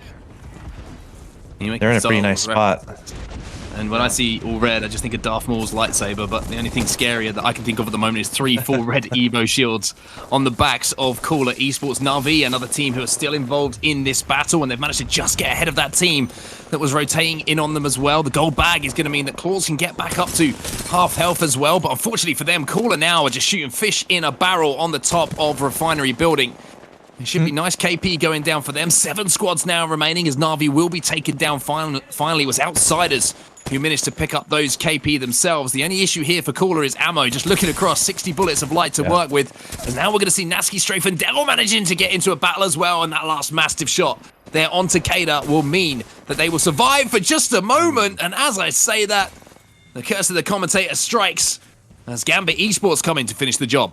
Wow, very nicely timed by Gambit. I love the decision, though, to try to do the quick res on your teammate. That can be a critical decision that you're not able to make as time elapses. But Gambit doing a great job jumping in there. Gambit taking shots at Cooler. I believe that's Cooler still on top of that silo there. But Gambit's got some teams around them. It's like OS, another team shooting at him. Got to be careful, and he gets knocked, so he's going to get rezzed quickly. Outsiders down to literally 1 HP, and he's trying to hide behind this wall in this corner. Nope, not going to work. And that was Cooler, took him out. North is still up, by the way. Remain. Cooler Esports still holding down this position. You can see where that circle is going to be moving in a few seconds' time. They've got a portal set up here as well if they want to make that rotation. Shots coming down from the top of the Refinery Building as well, but Cooler certainly have to be one of the teams in the strongest position to work with here. None of that building is inside. The station is not comfortable for those teams who are currently sitting there. There's a team underneath Big PP as well, and they're going to have to make that move, and they do make that rotation. Now that fight's going to come in, and here comes the late push here from Gambit Esports, just raining down terror from above. Massive shots, R9 shots, all connecting on those players below, and this should be easy KP for them. 2 squads remaining now. Gambit are one of those squads. It's got to be Gambit and Cooler, I thought, but 2 knocks from Cooler. Cooler might be... No, I think Cooler's gone. Who's left? Is it North? I think it's Outsiders. I think it's the Rat that was holding themselves down. Oh. Is it? I don't believe it was, actually. He was taken down, so it doesn't matter. At this point, it's academical. There's 2 players trapped in the corner. It is North. And that is going to be game over. Gambit Esports, the timing that they made on their pushes in that game was what separated them from the rest of the pack, and they will take home the final game here on World's Edge. Yeah, I mean, once it gets to that final circle... There's no more hiding. There's no more holding down buildings, depending on where the circle is. It's just an all-out firefight. It's back to the basics. And Gambit doing a great job of just being in a good position there, in a third-party position. And then also, a very important point, hitting shots. So, you know, you might be asking your friends, how do I get better at this Apex Legends game? You got to hit your shots. And that's what Gambit did there. Just a supreme display of skill there in Apex Legends, able to close that one out.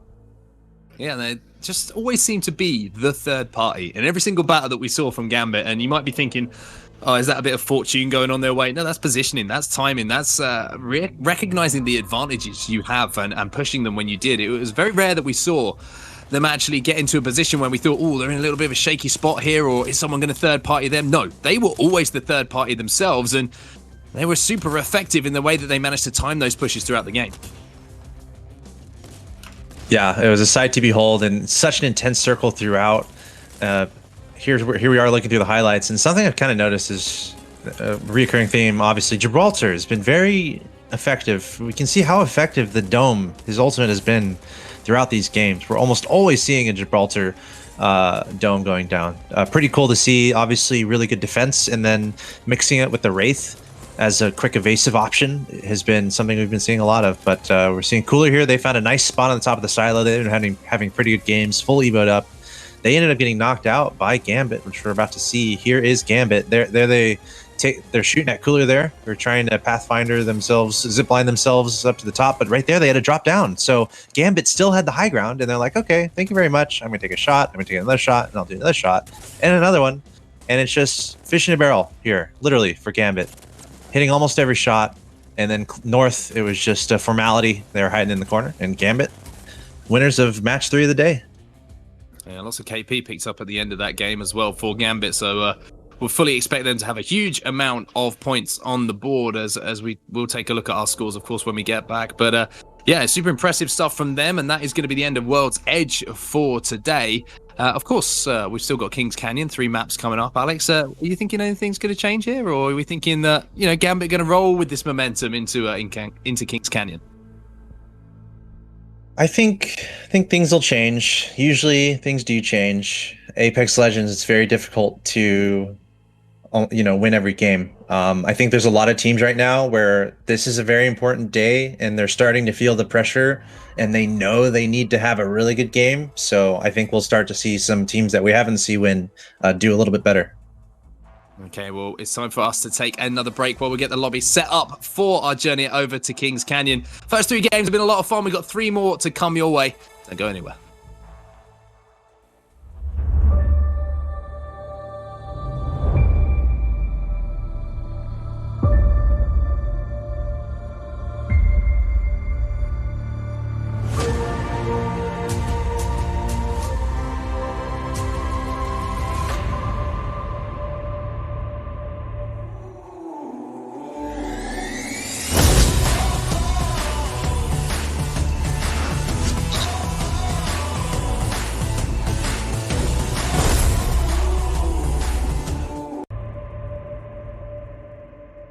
Welcome back again, everybody, to the GLL Masters Summer. The wonderful, beautiful, fantastic. I've run out of superlatives for you, Alex. Jeez, man. Don't worry, he's still here. Yeah, welcome back, everybody. And of course, it's time for game number 4 to get underway. And we're moving over to Kings Canyon now, quite a World's Edge. But before we get there, of course, we've got to take a look at the scoreboards after everything that's happened, Alex. You're too nice, man. I am flattered every time. Yeah, here's our scoreboard. Alpha Division Match 21, Gambit cleaning things up at the end. Cooler in second. North, I feel like they've been in the top 4 in each of our matches so far. So North being pretty consistent. Only 3 kills on the board in that one, though. So it could have been a little bit better. But Gambit, 13 kills. Okay, that's standing out to me. That was a pretty sound display of Apex Legends from Gambit Esports. Yeah, any game that you're going to take 50 points home from, you're going to be pretty happy with it. Just looking at the other end of the table, though. And I said how Alliance was struggling on those longer rotations, and once again, it's in effect, down in 17th place. No KP on the board for them. Flavor of the month, unfortunately, they got caught on a rotation pretty late as well early on in that game. So a little bit of a disappointing game for them, but Strafe and Dell still consistent inside that top 10 after Match 21, though. You can see the total leaderboards for today's action. Gambit at the top with that big 50-point swing. Major pushes just behind them in second. We're looking across at the moment. We're looking at that top 10 as well. And Nasky, Strafe, and Dell not quite in there at the moment. Navi not quite in there either. So big names not quite inside that top 10 who are going to be looking for big performances as we move over to Kings Canyon. Yeah, and of course, there's the overall leaderboard. Of course, this is accounting everything together from all the matches thus far. You want top 10 to get in the grand finals. As we can see, North still in a very nice spot. They've been very consistent today. They're at number 1. And of course, what you want to look at is the 11 through 20 there. So it's his last chance next to them. They're still trying to eke themselves into that top 10. You can see Flex, Outsiders, Finalized, Cooler, Navi, all in theory within reach. All within reach, but again, only 3 games to make it happen. It's pretty close between those teams around that sort of 5th to 15th place. So, as I say, 3 games here for things to change. And as we look across to the Bravo division at the moment, what's going on in that particular lobby at the moment? Execute up on top, 147 points for them. And they're in the top of the positions as it stands, down in 30th place, over the top. That's the last team who will make it in if it stays like this for that Lance Charles qualifier. But for the teams who are in 31st to 40th, scary times for them, because if they don't step it up as we move over to Kings Canyon, this is going to be the end of their run here in the GLL Masters Summer. Yeah, there's a few teams there within reach. Unfortunately, a few teams probably no chance at all. But yeah, if you've got a little bit of a chance, all you need is a really good game, and then you can find yourselves in that last chance tournament, which is happening next week. So don't want to be in that bottom 10 for sure, but I'm sure they'll be back. And yeah, I'm excited to get the matches going on the Kings Canyon. We're going to change up the arena here, get some diversity going on. I like it, and we'll have to see if the results will be any different. But I think one of the themes that we've seen is how strong North has been. They're #1 overall for a reason, and they're pretty consistently getting in the top 4, top 5 in all of these games. So making all the decisions to lead to success for North. Yeah, I think they have been, like I mentioned at the top of the show, one of the teams who seems to be getting better and better and better the more that they're playing together, the more games and reps they're getting under their belt. And you know, these guys, they love playing with each other. They've said it on Twitter a lot. They're very happy with the progress that they're making at the moment, and it's showing, right? And sometimes we talk about what's happening in game all the time, but out of game, chemistry so vital between teammates, and to get along with your teammates out of game as well as in them, and being willing to put that grind, it is huge, Alex. Yeah, and especially moving towards the finals, when all the money is going to get dished out. That's when you want to play the best. And this week is a great indication and a great warm-up and a great setup for that. So while North might have a comfortable #1 right now in the overall standings, while they might be like, okay, yeah, hey, it's great. We're in the top 10. Congratulations, guys. We did a great job. That's not really what they're going to be saying. They're going to try to win. So I feel like this is a great opportunity for them, and they're kind of showing it that, hey, they can be consistent in the top 3, top 4, top 5, and that's what you need to do if you're gonna win all the money at the end of the day. Absolutely, and money is what these players want. They want that pride, they want that win, they want that trophy, and they want that money in their back pockets. But you can see now, we're not messing about. We are getting straight into game number 4 of 6 today, the first game on Kings Canyon. And Gambit Esports, the winners of our final game on World's Edge, will be the team that we're following as they drop in pretty early. Central map again for them, so they're going to be pretty good for rotations and hitting those charge towers early on to get those ults almost immediately. Yep, to Kings Canyon we go, and we're taking a look at Gambit here, being very successful in the last game. Looting up.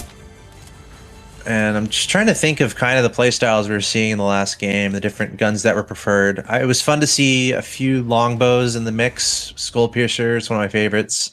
And I think we saw a triple take, 1 or 2 of those, which is cool to see. But definitely R99 Wingman is kind of still the way to go, and still what we've seen. Oh, hold on. I'm about to do conversations. Like, we don't see fights this early, but now we have something going on. Execute, only 1 player left. And he's going to get taken out.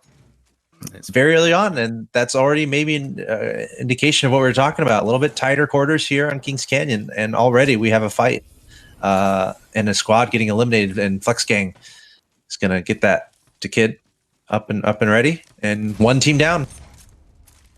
I'm having a look at that Pathfinder beacon here, not just the first, but the second circle we can see on our screens. It looks like it's going to be potentially involving runoff as an end here. We do have a few end circles outside of bunker and just to the west of, to the east of runoff as well. But I'm sure that a lot of teams are going to be looking to find some ground within runoff to try and set up and work from here. But vibing, they're already in a battle here. And this is the thing about Kings Canyon, especially in the first game where, as I say, we've got some new teams joining the lobby from the Bravo division.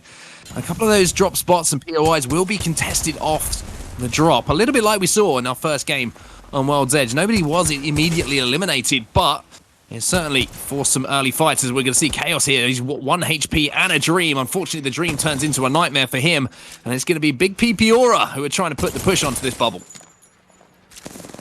Yeah, and kind of in the open, but we see that Gibraltar Shield being used. Looks like they're going to get taken out here. Zenma, the last player alive. He has no ammo. 0 ammo. He's just running around. What do I do? He's taken out. That's Vibin coming in and taking out Big PP Aura. Res and the teammate and carrying through. That's 2 squads down in the first minute or so. No messing about here on King. I like it, man. I like it. Unfortunately, there for the last player alive for that squad, no ammo in the R9 after popping the reload is going to mean they will be taken down. Lava City boys now working their way through the choke. Looking down on the mid-river area of the map, and a couple of R9 shots are going to do a fair bit of damage for them to try and clear out this rotation. But again, the more time that you take in these fights, especially on Kings Canyon, gives the opportunity for that third party, and you can see why. Catherine there is going to be turning around almost immediately, just watching their back to make sure that that third party encounter isn't going to do too much damage should it come. Cooler with one man down. And see if they try to recover that banner. Yuki and Ro hanging out, trying to buy time so that they can get their teammate up. Lao City Boys also in this area. It's pretty fun area here in the river, just next to bunker. There's a lot of ways to kind of zip around and have a different angle of attack. So we'll have to see if any converging happens between these teams. There's a team coming down the river here, trying to get into the circle. The circle is, the zone is closing, so we're gonna have some teams pressuring this position. As Lava City Boys looks like they're gonna hunker down and hold this building, but they have teams on all sides of them.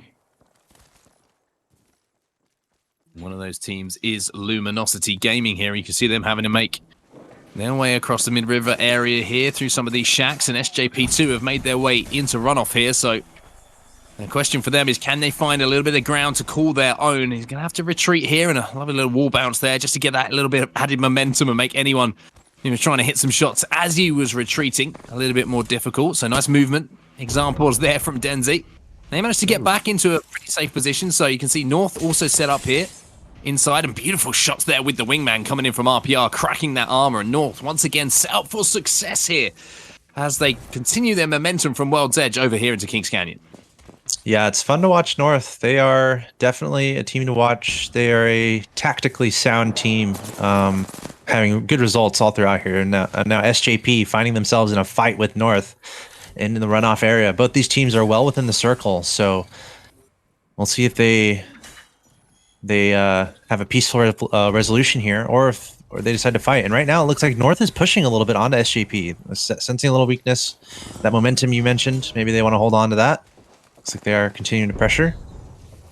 I believe there might be another team, actually. We got some stuff going down on the kill feed. Strafe and Navi getting into it. Navi getting knocked. But it's actually, yeah, another team is in the area. That's FigFam. Actually, another team. So there's about 4 teams now in this runoff area. And maybe even 5 teams in this area. There's everyone's kind of converging on the runoff here. That's Strafe. Look at that. One of those teams, found themselves a little hole to hide in. The only problem is they don't have a lot of cover in this particular area. Lots of teams, as you say, making that early rotation in here to one team being dropped in the kill feed at the hands of Purge. So that's going to be ASCII now becoming the kill leader as well with 3 kills. So big plays coming in from the Frenchman. You can see they're the backside of runoff at the moment, trying to work their way in. Excuse me, they're actually over at airbase. Yeah. So they have 20, which means they're going to have to look to recover that banner and get him back into the game. But they do have a respawn beacon not too far away from them, so shouldn't be too difficult for them to pull off. Yeah, airbase is kind of a depressed area. It's low, very low, so it can be risky being down there. But it looks like no teams are close to them, so we can probably leave them. They're just going to loot up. But Purge doing a great job. It sounded like they just ran into another team and then had a great exchange and then took them out. So they're going to be happy that no one's really around them. And now we're back to runoff, which is where some chaos has been happening. Like 5 teams in the area. I was like questioning myself. I'm like, wait, there's no way there's that many teams here. There are. And they're all about to fight soon. We saw North is in one of these buildings. SJP here on the south side. And actually, Flavor of the Month. Oh, no. You love to see it. Montage moment. Great job capturing that. My goodness. Swim. Yeah, that. Unfortunately, you don't ever want to be swimming on Apex Legends. It's never a good look. But Taylor, as you say, with a beautiful longbow shot there to knock that player off the zip, and that's going to be the end of his game.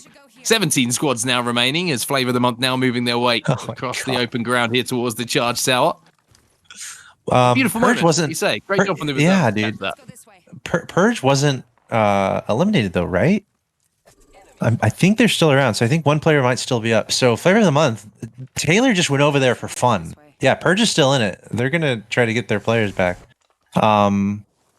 So they might try to recover that. But it's funny because Taylor just went over there. Like they didn't really push into it. Taylor just went over there and took those shots. That's just too funny. So they might end up getting up after all. But great longbow shot. Oh yeah, okay, he went back. That's what I was thinking. Gotta push it. And now there's another team. Might be SJB from the north. Let's see. They're not. They're gonna try to not let Purge get away with this. But they're not wanting to go north here. They're actually going the other way. So you'd think they want to go towards the circle, but maybe they saw the shots from the north and they're going to try to rotate in a different way. But they're going to feel a little pressure here to move because the zone's going to come in on them.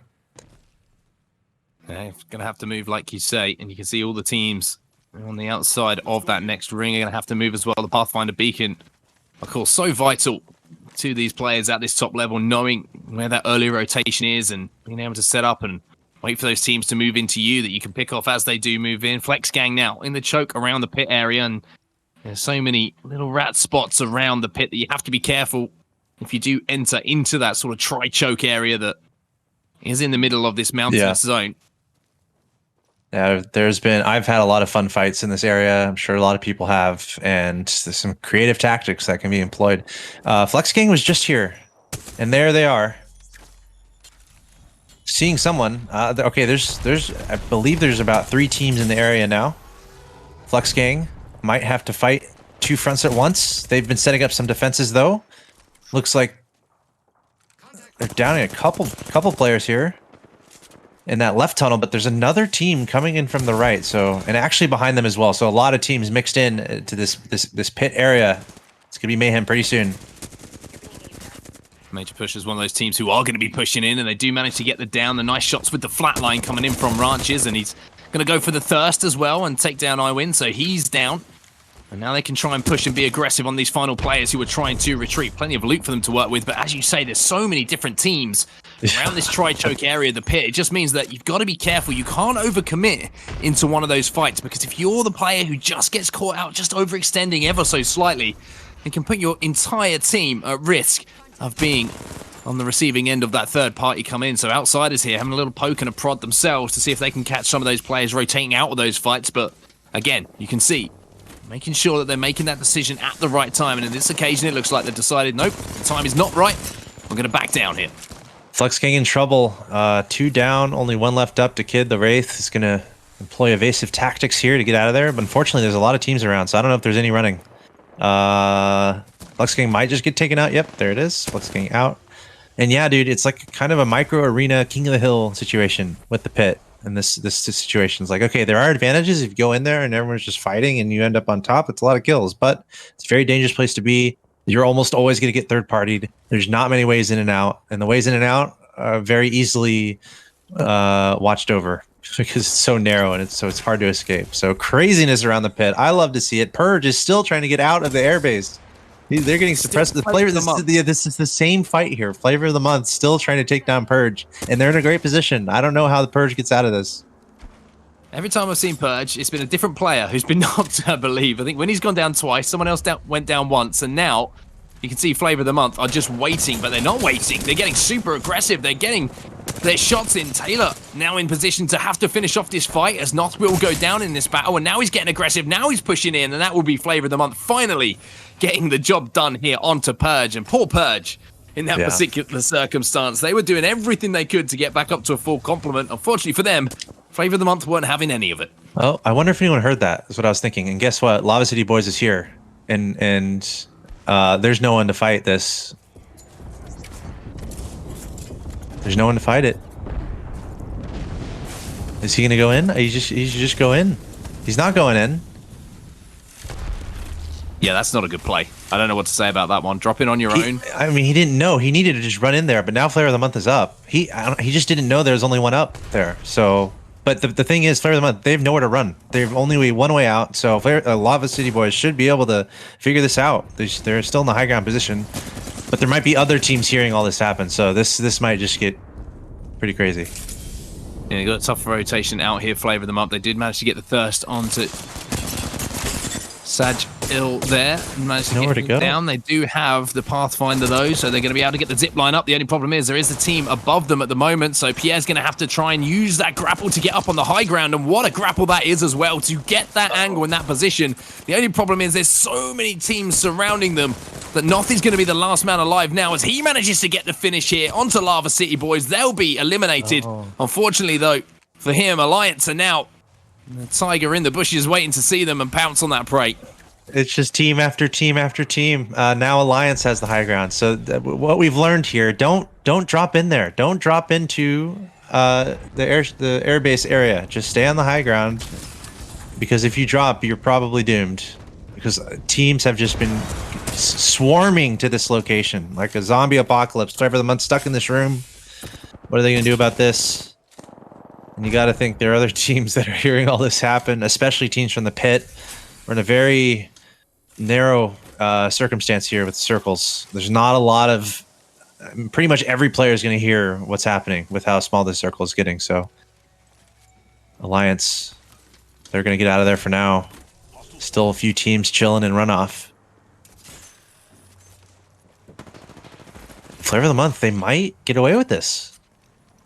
Flavor of the Month have somehow, some way, by hook or by crook, managed to stay alive for now. The only problem is, having got out of that sticky situation, they find themselves in another one right now, as SJP2 are going to get aggressive as they try and rotate in across this open ground. And there's another third party now coming in, and although Taylor's been downed, SJP2 now in position, and luckily for them, they have the Gibraltar bubble as well to manage to get that revive up and make sure they have a base of operations to actually fight this from. And it does look like they were successful in this fight, so SJP2, it looks like that decision was a wise one in the end of things as they clear out their back here towards the south side of Kings. Yeah, and that must be Alliance. Also, North is fighting against Gambit in the kill feed there.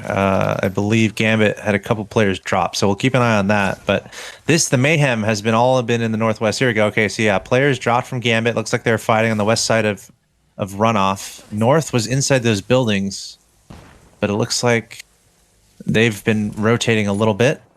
And honestly, it looks like Gambit was going towards the northwest side of the south side of the circle, towards airbase, trying to get involved with that. So everyone's hearing all these fights going on. North is still hunkered down in this building area, so it looks like they were just able to shoot from the window and drop someone from Gambit. Thanks for the look at that. So Alliance in the open ground now, making that late rotation.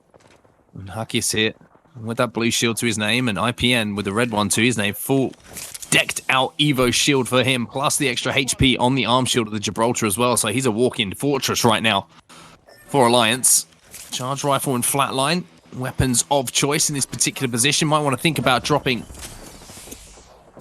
that charge rifle soon as we get into those close quarter areas. Maybe try and find a Mastiff or another close quarter gun to have to work with. Flavor of the Month, though.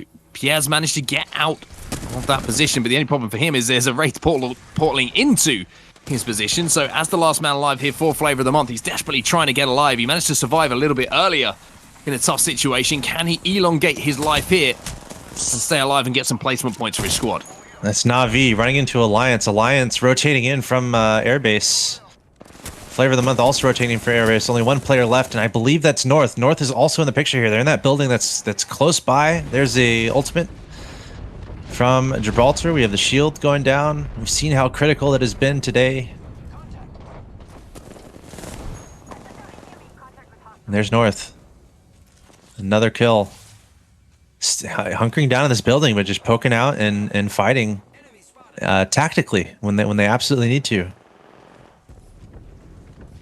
Again, a prime example of why early rotation is so key in Apex Legends. If you can get into that center zone position, everyone has to move towards you, and it's exactly what North have managed to do in this first game here on Kings Canyon. Naski, Strafe, and Dell, another team who are very adept at doing that exact thing themselves, find themselves just on the edge of that circle here. You can see Strafe just checking his back, making sure that no one is late rotating through that gas as well to cause any problems for his squad, so they can only now concentrate on one direction, and that is forward. They're going to have to move as well. Alliance, another team who are going to be forced to move in around 1 minute and 20 seconds as well. But 10 squads remaining here, so we've lost half of the lobby as we enter this 5th circle.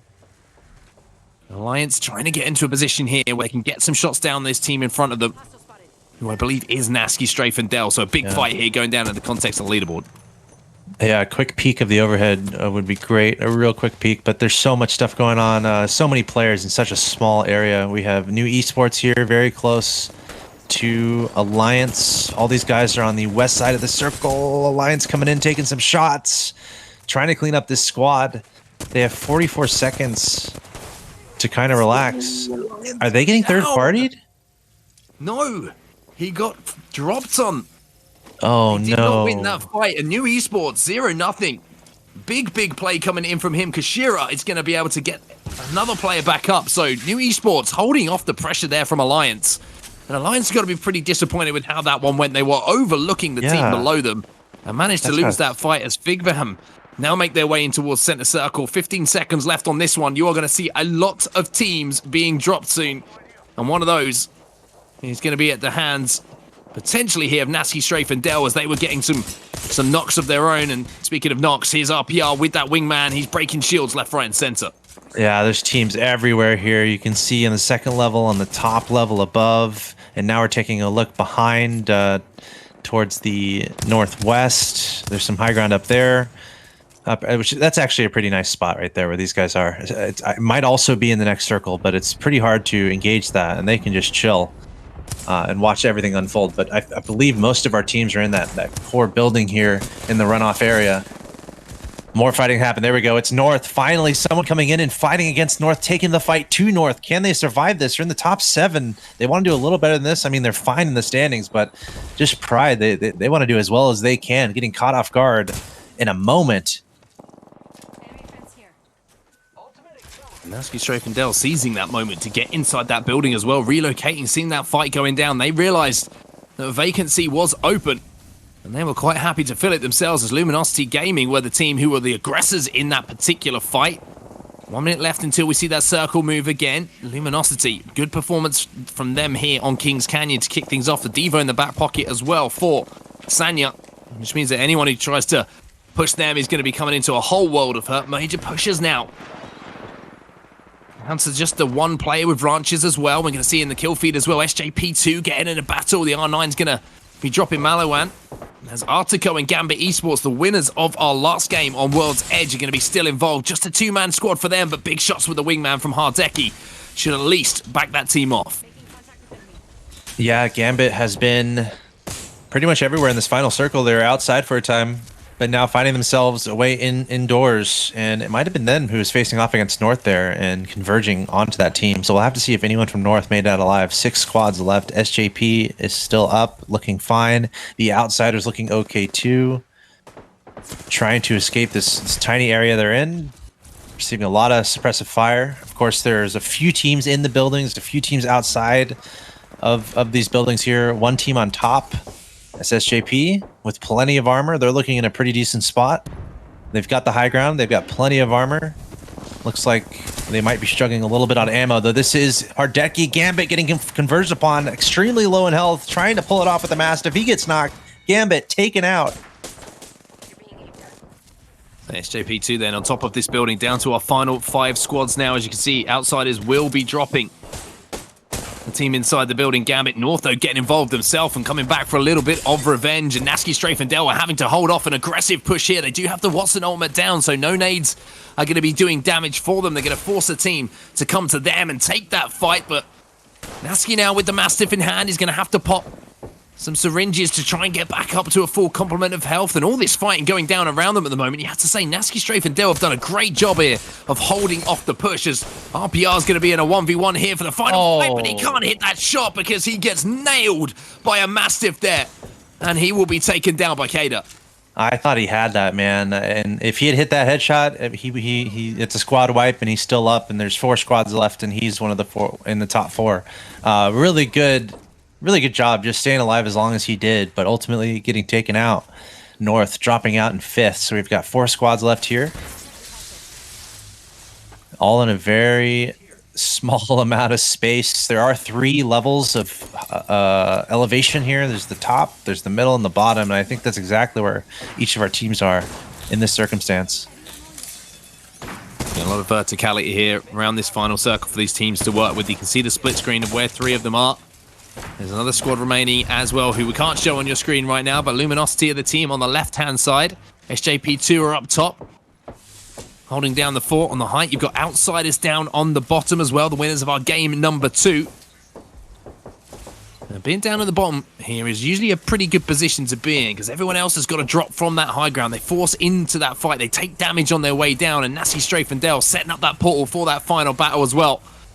So it's all going to come down to this. And as we see round 7 about to close, Nasty Strafe and Dell overlooking that final circle to see if anyone is going to be jumping through, and you can see the fight already going down, and Luminosity are the first into the battle. Luminosity jumping down, Gibraltar getting dropped, but Luminosity might not be able to stay alive here. Rugby, Nasty Strafe and Dell coming in there also. The circle getting incredibly small. 4 squads left somehow, some way, fencing everywhere. And I feel like people were knocked out outside of the circle, but Nasty Strafe and Dell coming out on top. They played that so well. They, you know, honestly, they had 3 players up. I think only 2 squads had 3 players up in the final moments there. That was huge. I think they had full purple armor also, which was huge. So they chose, and they were laying fences everywhere also. So I think they were nicely looted up, and they engaged at a really good moment there to come out on top. Yeah, I think that was the key, that the time of the engagement towards the end. They saw the other 2 teams go in, they saw them start fighting, and then that was their trigger, right? Then they can go in, you know, they're not going to be the first team who's going to be being looked at in that final fight, and they managed to clean things off. But this is my favorite moment of the game because a man went swimming, and there he went down. Unfortunately, oh, look at that. We get the replay as well, the headshot, 94. Yeah. That is just... Someone needs to clip that and put some sad, sad music over the top of it, because that's probably one of my favorite things I've seen so far in the GLL Masters Summer. Man, when you first start Apex Legends, even you always try to knock people off that zip line. So very satisfying. But here we go. What a chaotic game this was. So much fun. Airbase became absolute mayhem, starting with that moment of the glorious fall from our player on that zip line. It just became mayhem. Team after team after team running into airbase, realizing they're on the low ground, and that's probably not a great thing. Ultimately, though, I think Flavor of the Month survived this, and they were able to outlast other teams around them. Alliance was in the area. SJP was in the area. SJP knocking out some of those teams. Meanwhile, North and Gambit, they were staying in the runoff buildings the entire time and kind of staying safe. And they weren't as involved in much as all this mayhem happening outside. And of course, coming into the end, Gambit doing as well as they could, but it was all about Nasty Strafe and Dell finding themselves in a great position, fully armored up, had the high ground, swooping in, got the Mastiff, thank you very much, putting fences everywhere, and they won. Big shots coming in from Nasty here in this final circle as well, doing some damage with that Mastiff, and they will take home the win, as you said, Alex, in our first game on Kings Canyon. I need to reach out to the community right now who are watching, by the way, because I want to see, you know, what's the you know, the meme where it's like sometimes people ask if you're okay, but you're not okay. Do you know the one that I mean, like the soundtrack? Somebody needs to find that. I don't know what it is, don't know what it's called. You might not know what I'm on about, and put it over that clip of the player falling slowly into the sea, because that's what I want to see. That's what I think is entertaining. Okay, that's what I want to see. So that's everyone who's watching right now. That's their job. I'll tell you what, I'll give you a few minutes to do so, because we're going to take a quick break now. We'll be back in just a few with game number 5. Sorry, it's great material, but yeah, we'll be right back.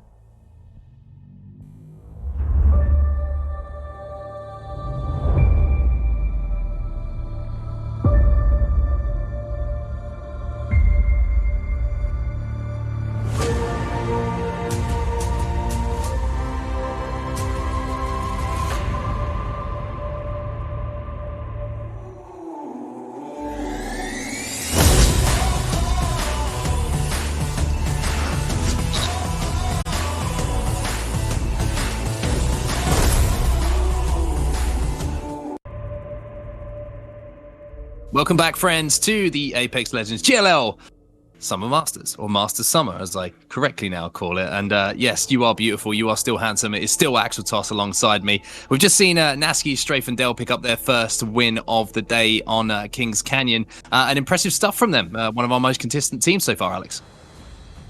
Yeah, and it's even more impressive, just all these top teams that are in the top 5, top 6 that you're having to fight against.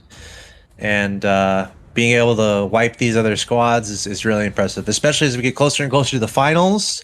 And you look at some of these teams, do they have the capacity to win? Can they do it? Are they able to?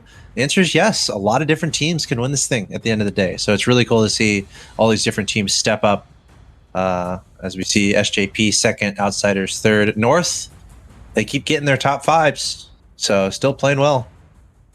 Well, this is how we are standing after today's play. Gambit Esports still at the top of the table. Remember, they had a huge 50-point game a little bit earlier on World's Edge, and major pushes in third place. Pretty consistent from them, but that win for Nasky, Strafe, and Dell is certainly going to push them up the leaderboards a little bit as well. The one thing that I'm just keeping my eye on at the moment is where Alliance are, down in 10th place. So again, maybe not the best of days so far for Alliance. One top 3 spot for them so far today, but still time for them to get a big game on the board to push themselves up the table. But enough of the tables, enough of the points. It's time to get straight into our next game, Alex, and we will be continuing with our theme of starting off with the team who won the last game. Quite rightly, they earned the right. It is Nasky, Strafe, and Dell. And we've seen the earlier firefights happen on Kings Canyon, so we'll have to see how much respect these teams give each other as far as where they're landing. Sometimes we've seen a few love shots exchanged, but then each team carrying on their merry way and not really a fight happening. Sometimes we see that. So Kings Canyon, a little bit smaller of a map. Might see those earlier fights, and we'll have to see if that ends up happening. Looks like already, as I say that, some thermite grenades being thrown somewhere. That was a great one. And that's going to be a push from someone. So Vivint is taking some fire.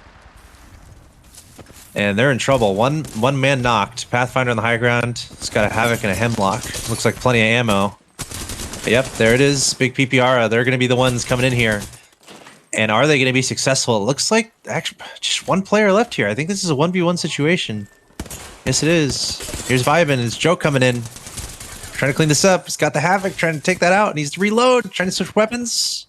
He's going to have to reload that. I think his Hemlock was empty. And he's going to shield up. Nice grenade. Just barely getting the shields up in time. Zanma trying to finish this off, takes out those teammates of the other team. Still has blue shields, and that might be enough to try to push here.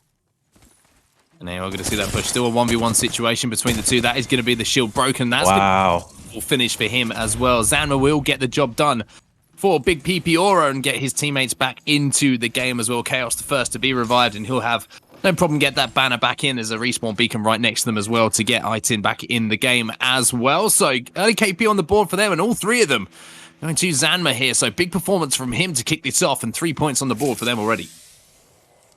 Yeah, it was really well done. Super intense. Could have gone either way, and it ended up working out. I almost thought I saw another player in the vicinity, but no. It looks like a lot of teams are kind of spread out here, and the circle is in a very central location in the north, so not going to be too much pressure immediately. The most pressure might come from our teams in the southern hemisphere, if I may, who have to rotate up north through the river. So we'll keep an eye on that, but otherwise, looks like teams keeping a lot of space between each other for now. So a little bit of an interesting circle here. You can see containment still very much inside, but it is that mid-riverbed that's going to be essentially where a lot of this action will be going down. That little compound up on top of the high ground there might be something that a lot of teams are trying to take possession of as well, but difficult end zone here to predict for these players. So given that situation, it might be a case of them getting aggressive and trying to get some KP on the board, as Alliance are going to do just that, as Hackius is going to finish off that player and manage to get the shield swap as well. Hopefully from this loot box, the death box, excuse me, which is going to be left on the floor. But Alliance now, a little bit of a stronger start from them, and led by their leader, Hackies here, with 3 kills on the board for him. Yeah, was that Flex Gang taken out? Pretty sure it was. Flavor of the Month is watching over this, by the way, very closely. He's got a longbow there, getting a shot off those blue shields. Sees that Gibraltar trying to take him out too. Longbow. Very tasty weapon. Meanwhile, on our kill feed, we have Taylor able to knock player from Alliance there. And Flare of the Month, they're going to push. That's going to be enough for them to say, all right, let's go for this fight. See a Gibraltar ultimate coming in. Taylor jumping in with a wingman. No skull piercer on it, though. Tracking down the enemy. Can go up onto the roof. Looks like... Oh, what a shot. That's Alliance. Looks like Alliance is holding. They could try to make a decision to run here, but Flavor of the Month, they're going to pounce. See the portal there from Alliance as well. They're going to get the finish onto IPN, so fairly easy job for them to finish off that one. Flavor of the Month Still trying to get aggressive, though. Still trying to see if they can close down those last 2 players on Alliance. 17 squads remaining, as you see. Battle between Luminosity and Cooler going down in the feed as well. But one thing I want to touch on is we're seeing more and more snipers come back into play here on Kings Canyon. Just when you're holding down those positions, you've got those Evo shields. A sniper, a charge rifle, a longbow, like we're seeing in the hands of Pierre a lot at the moment in this game, is a fantastic way to get that damage done, to expend the inventory of your opponents, but also get those Evo shields, like I mentioned, up to a full complement. Yeah, and it allows you to keep your distance, especially if you're trying to third party, you're trying to hold a location. So we see Gambit running into a little bit of trouble here, has a player knocked.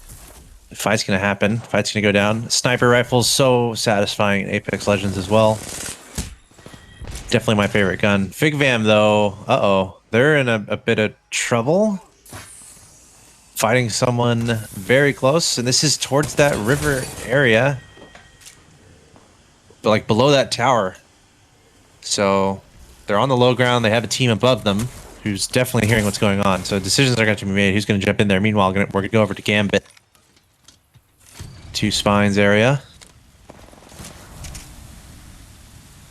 And this is right in between artillery and the rig. And that's Exorcism on the other side. So they're just trying to get in the circle. They're like, hey, can you let us through? Exorcism like, no way. The way is shut. The way is closed. Find another route. You're not getting through here. Yeah, they're certainly going to have to pay a toll to get through this particular choke, and they're going to do that exactly now. They're going to push onto them. They're going to say, all right, we're happy to pay, but we're going to have to pay with your lives, as they managed to take them down. And Gambit Esports, great job from them to reposition, reset, and then retake that fight. It was a 2v3, I believe, so they did have the numbers advantage. As you can see, the final player from Exorcism is trying to get away in this position. And that's going to be Stanji, I'm going to go with, and I apologize to Exorcism fans across the world if I managed to get that one wrong, but G7 Scout is going to be enough to keep him away from these 2 players who are still trying to move up on his position. But Gambit Esports, with that push, they're going to be holding that banner, and it's going to be very difficult for him to pick that one up. Yeah, a really good push from Gambit. It seemed like they had the advantage from earlier on in that fight. Moving over to Noski, Strafe, and Dale. There was a team up here, and it looks like they're trying to track him down. Let's see. Containment area, upper containment. Taking those shots, trying to make it down, but one player gets knocked, and another player is just going to retreat. Strafe, getting out of there. Dell and Noski are down on the high ground, so not the best decision there to go up there, because 2 men down, and now Strafe is just going to try to get his buddies back somehow, but definitely an unfortunate situation for them. And actually, look at this new esports, sorry, is back where Gambit just was. So we're having some teams come and try to third party here.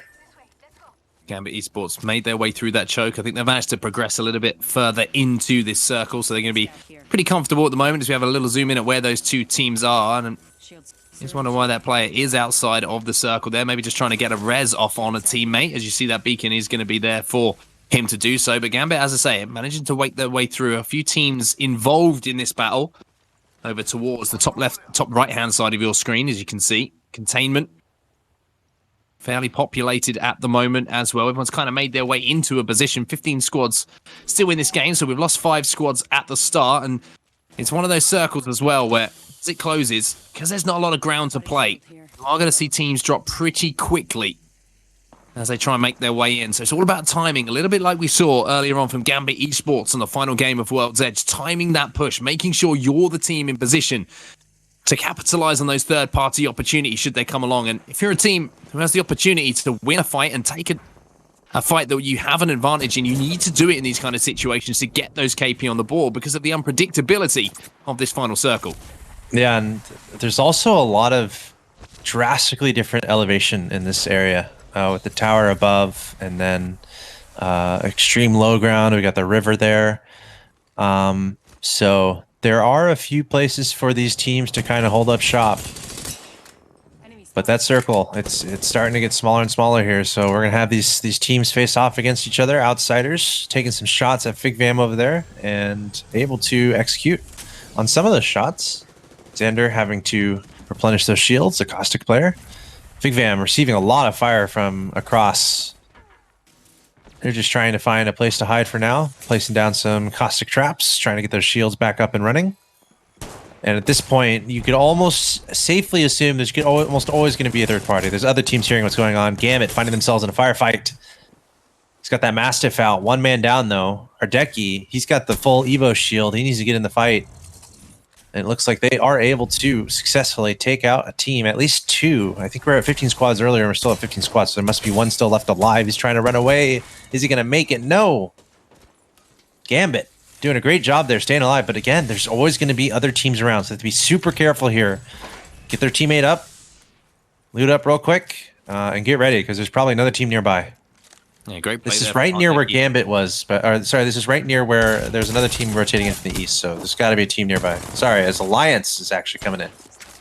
Yeah, Hackett's going to find himself 1 player, but there's another one straight in front of him as he's trying to be a little bit sneaky and find his way into some positional points, but he'll be taken out. Flavor of the Month were the team who will be an aggressive onto Hackett's there to take him down. So again, Alliance with a disappointing finish in this particular game, and it's been a bit of a lackluster day for that particular lineup. Flavor of the Month, though, nothing but for them as they managed to win that fight pretty convincingly, and they'll be just about inside that next circle, and I don't think there's too many teams around to potentially third-party them as well. Gambit was the only team who was in that little compound just under 2 spines, so that's the only team they'll have to worry about here. But for now, they can reset once again, they can loot up, and they're going to be pretty comfortable.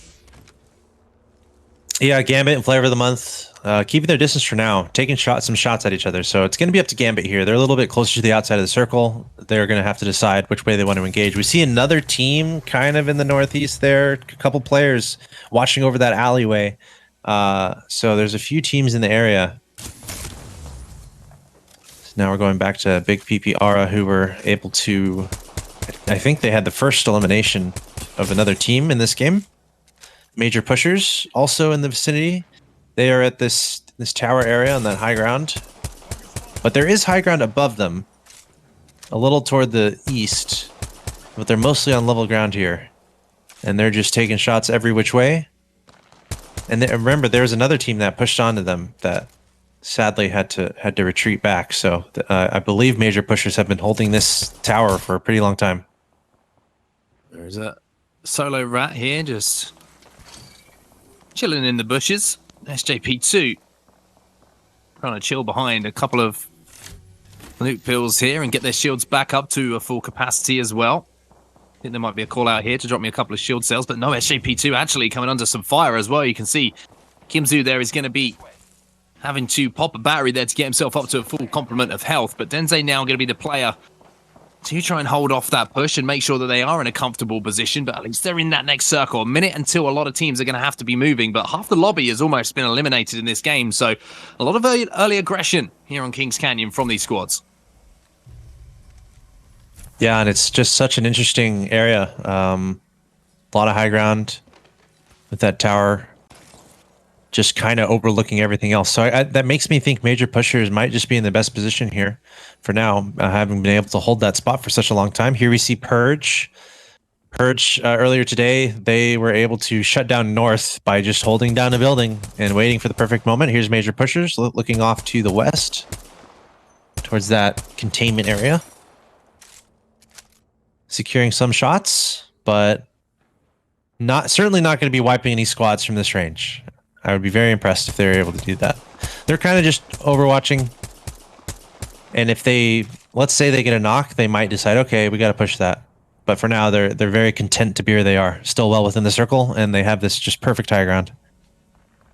And Strafe's managed to stay alive in this situation from when we saw him a little bit earlier. Unfortunately, his teammates won't be taking much part in the rest of this game.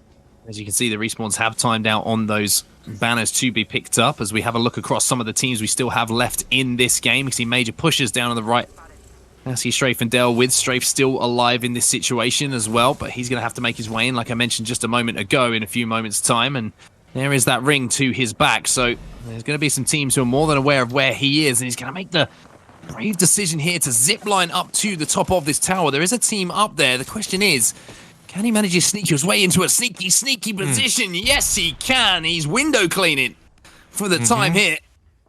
And there's no angle on him whatsoever for Major Pushers to capitalize on that position. He's saying, don't mind me. I'm just getting to work cleaning these windows. As you said, nothing to do here. And he might be safe for now. It looks like major pushers don't really have much of a desire to go and be aggressive towards him. So pretty nice spot there. We'll keep an eye on that as the game goes along. Every placement matters. So it's not going to be surprising to see players just try to stay alive as long as possible. Find some sneaky spots. Maybe try to make friends with the enemy squad. Look at that pull on the circle as well. That's a big shift to the east. So a lot of teams, one of which, Flavor of the Month, are going to be quite happy with that, whereas a lot of teams aren't going to be so happy with that. That it's set up in a different position. They're going to have to traverse across that open ground, and that's going to be a tough choice for them to have to pull off. You can see here, I think major pushers were maybe thinking it was going to be that end circle just below the tower to the left of Cleave Hit. But for now, it looks like Lava City boys are going to be in a fight of their own, and oh my word, that was some sort of fight, and it is Purge who absolutely dominated them now, but now Aski's the last player alive, does a big 112, and they are not going to come out of that on top, and Lava City boys, initially the damage was done onto them, but they managed to turn it around very quickly, but no surprise here comes the third party, and it's going to be up to Lava City boys to pull off something magical again, but unfortunately, just too much to ask of the one player, and he will be taken down, and it will be Luminosity Gaming. The worst type of party is a third party if you're Lava City boys, and Luminosity Gaming were the party crashers. Luminosity playing that perfectly. Sure, there was a really exciting fight happening, but Luminosity was all over that, listening and then pouncing at the perfect moment to wipe out both of those squads, or at least the remaining squads. So Luminosity, a great tactical decision there, and also well within the circle. So they'll probably be chilling, looting up, and getting ready for the next fight. Now we're moving on over to VigFam, who are in that Cascades area, receiving some fire. And now they're coming to this lower tower area in the river here. Looks like there is a team, at least one, maybe two, maybe full squad in that below the tower, setting up those fences. Some pretty nice shots coming in, but some pressure is on these players because they have to move. The circle is coming in, and there's only one way they have to run. Looks like Kerry Rubik getting on the other side of these players, throwing some grenades, hiding behind this Gibraltar shield while shielding up. Figvam trying to hold this location, not quite in the circle yet, so they have to keep going. It's a race to avoid the zone, but also to shoot each other, trying to throw a desperate caustic trap. He gets knocked. That's not going to be good. Is the res going to happen? Can he make it to the circle? He barely makes it inside, it looks like, but there's another team shooting from the other direction. That's a little awkward indeed. They thought they were in a hiding place, but receiving some more shots. SJP, though, they're getting taken out. Teams fighting everywhere. Back to Flavor of the Month. They are fully kitted up. They're probably looking to join these fights, as we're all the way down to 7 squads in a very short amount of time. And that's what I meant about that circle shift. It really was going to cause problems for a lot of those teams who had banked on it being on the east side of that circle. They all had to fight through high ground and choke points, and teams up on that tower, for example, were just raining down fire. Not really many options for them to try and rotate safely. But for Flavor of the Month now, as you can see, they've got the entire east side of this mountainous area under their control. They can wait for these teams to fight again, and then they can formulate their push, looking over these teams and where they want to move in. Taylor's just holding that choke down to make sure there aren't any late rotators, excuse me, and you'll hear him absolutely scream to his teammate if we had the ability to listen in, that if anyone does try and push through there, as he will retreat. But North, again, in that top 7, so consistent so far today. Yeah, North still in business. As I say that, though, they are receiving some fire from somewhere. This is kind of the area that of the map where everyone was trying to run in. So North staying outside of the brunt of the trouble and finding a nice area to rotate into. But it looks like they're going to happen upon a couple teams in a little bit. Flavor of the Month, meanwhile, on the east side of this rock, they have to pick which way to go. Which way are they going to go? To get towards that circle. Found a nice little crafty spot that's working just so well for them there as they lay some grenades down. Gambit looks like they're able to clean up Flavor of the Month in a very quick fashion. I think they just came behind him real quick.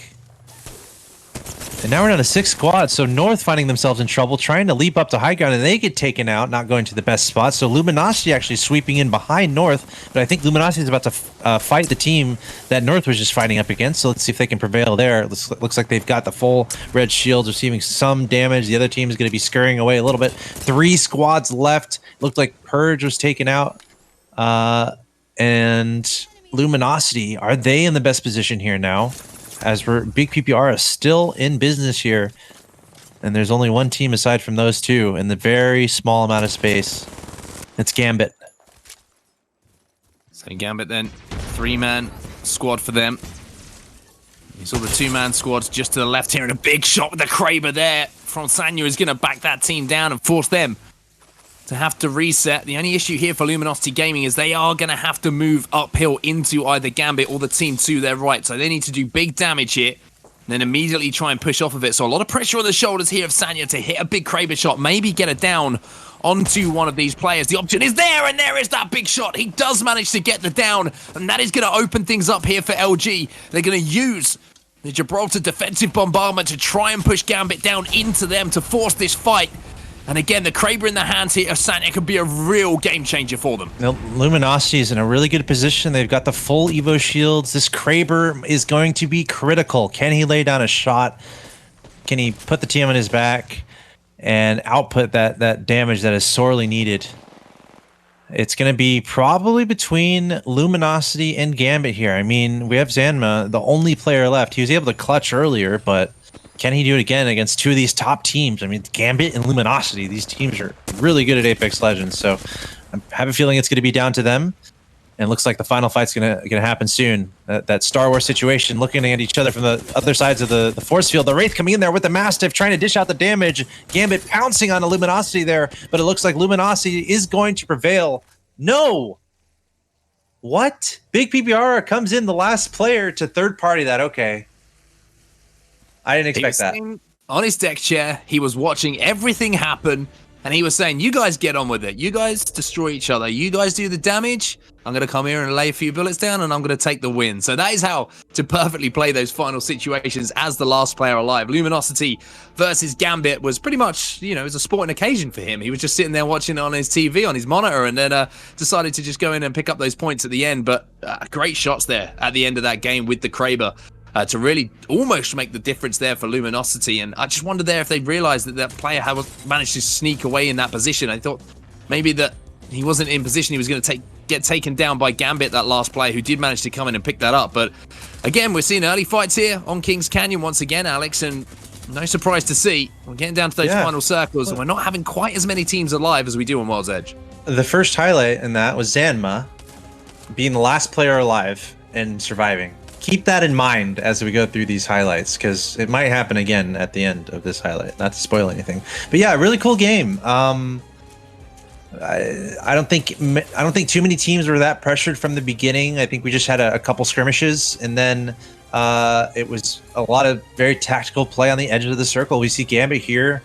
They were part of the conversation the entire way through today and in that match as well. Just taking these fights to the other teams. Look at this Mastiff play, switching to the R99 from Hardeki. So I think Gambit still got a lot of kills, even though they ended up second, I believe. We'll see what it ended up being. But as we saw, you mentioned it, that circle had a very swift change all right across the track. So that led to a lot of players converging on each other. And finally, our final 3 teams, Luminosity, Gambit, and Big PPR. Here's Luminosity and Gambit fighting in the circle, fighting each other. But then Zenma coming in and taking everyone out. Here he is, watching everything unfold. Zanma is like, okay, look at them fighting. I'm just going to shoot. Yeah, beautiful stuff from him at the end. Good trigger discipline not to get too involved in that battle until he was 100% sure that he wasn't going to have to do any hard lifting, any hard yards in that final moment. But again, it just shows, you know, even if you are the last player alive, if you're a duo in those situations, Alex, that you can win those big games. Yeah, he was in a really good position there, and it's not like their shots were difficult. Literally, we watched it. He was just shooting down the line. He's like, okay, thanks, guys. We'll take that one. Well, we've only got one more game to come today. It's time for another break, but when we get back, we will have the final games action. Of course, we're staying on Kings Canyon. We'll see you in just a moment.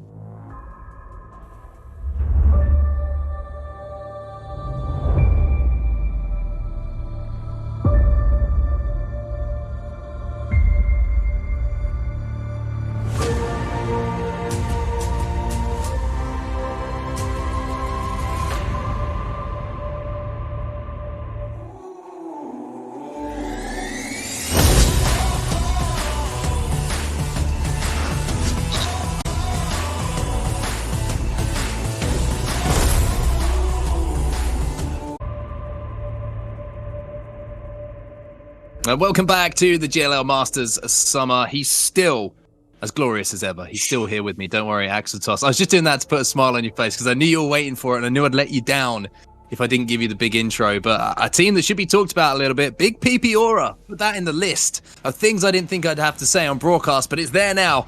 They won that last game. Congratulations to them. 34 points on the board, but Gambit come top with a huge 14 kills, Alex.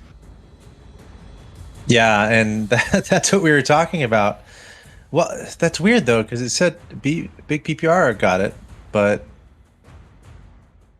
anyway, yeah, we were talking placement points, 24 placement points, but so the kills over. Yeah, okay, yeah, got it. Yeah, but that's we were musing. We were like, wait a second, Gambit had so many kills there. It's crazy how well they were playing. So yeah, Gambit. Well, what a nice job there from them. Luminosity also in the mix. Major pushers. They found a spot, and they held on to it for most of that game. So very competitive game. A lot of fun to watch that unfold. And here we see the Alpha EMEA leaderboard after match 23. Gambit on top, big time. Yeah, big game from them again, like we just saw, top of the leaderboard for points in that last game, and that is extending their lead to around 40 points or so over major pushers in second place. Outsiders sneaking into that top 4 as well. Top 3, I should say, excuse me, of North and Flavor of the Month will round out the top 5. But for Na'Vi, not the greatest performance from them today. Right down at the bottom of the table, 22 points on the board.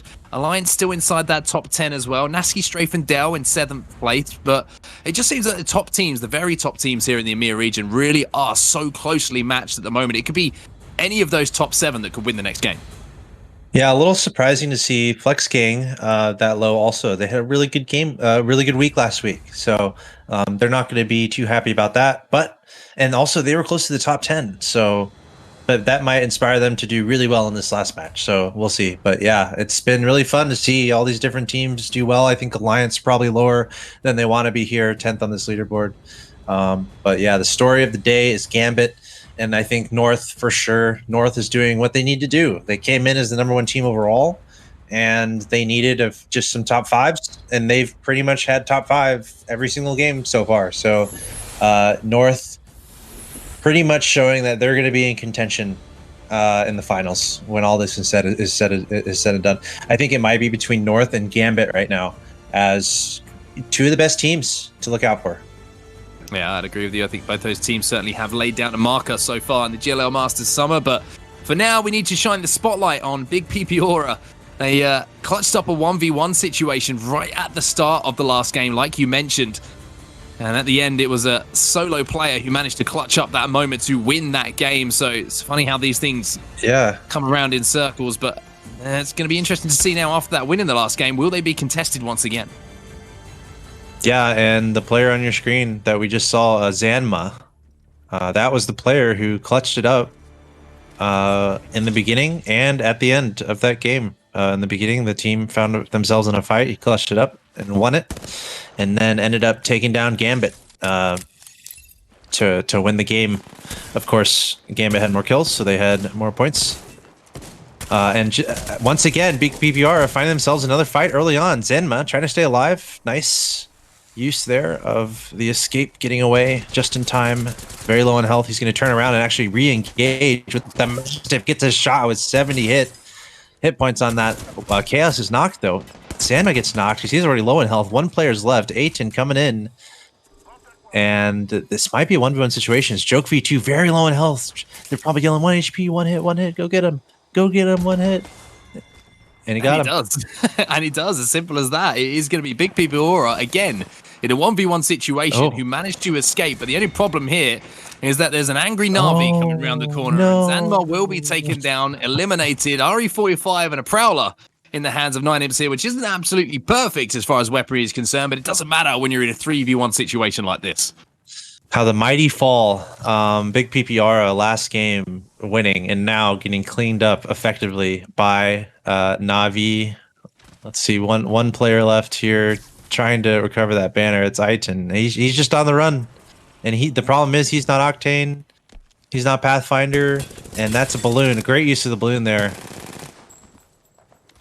And 45 shots aren't good enough hit there. They're going to track him down.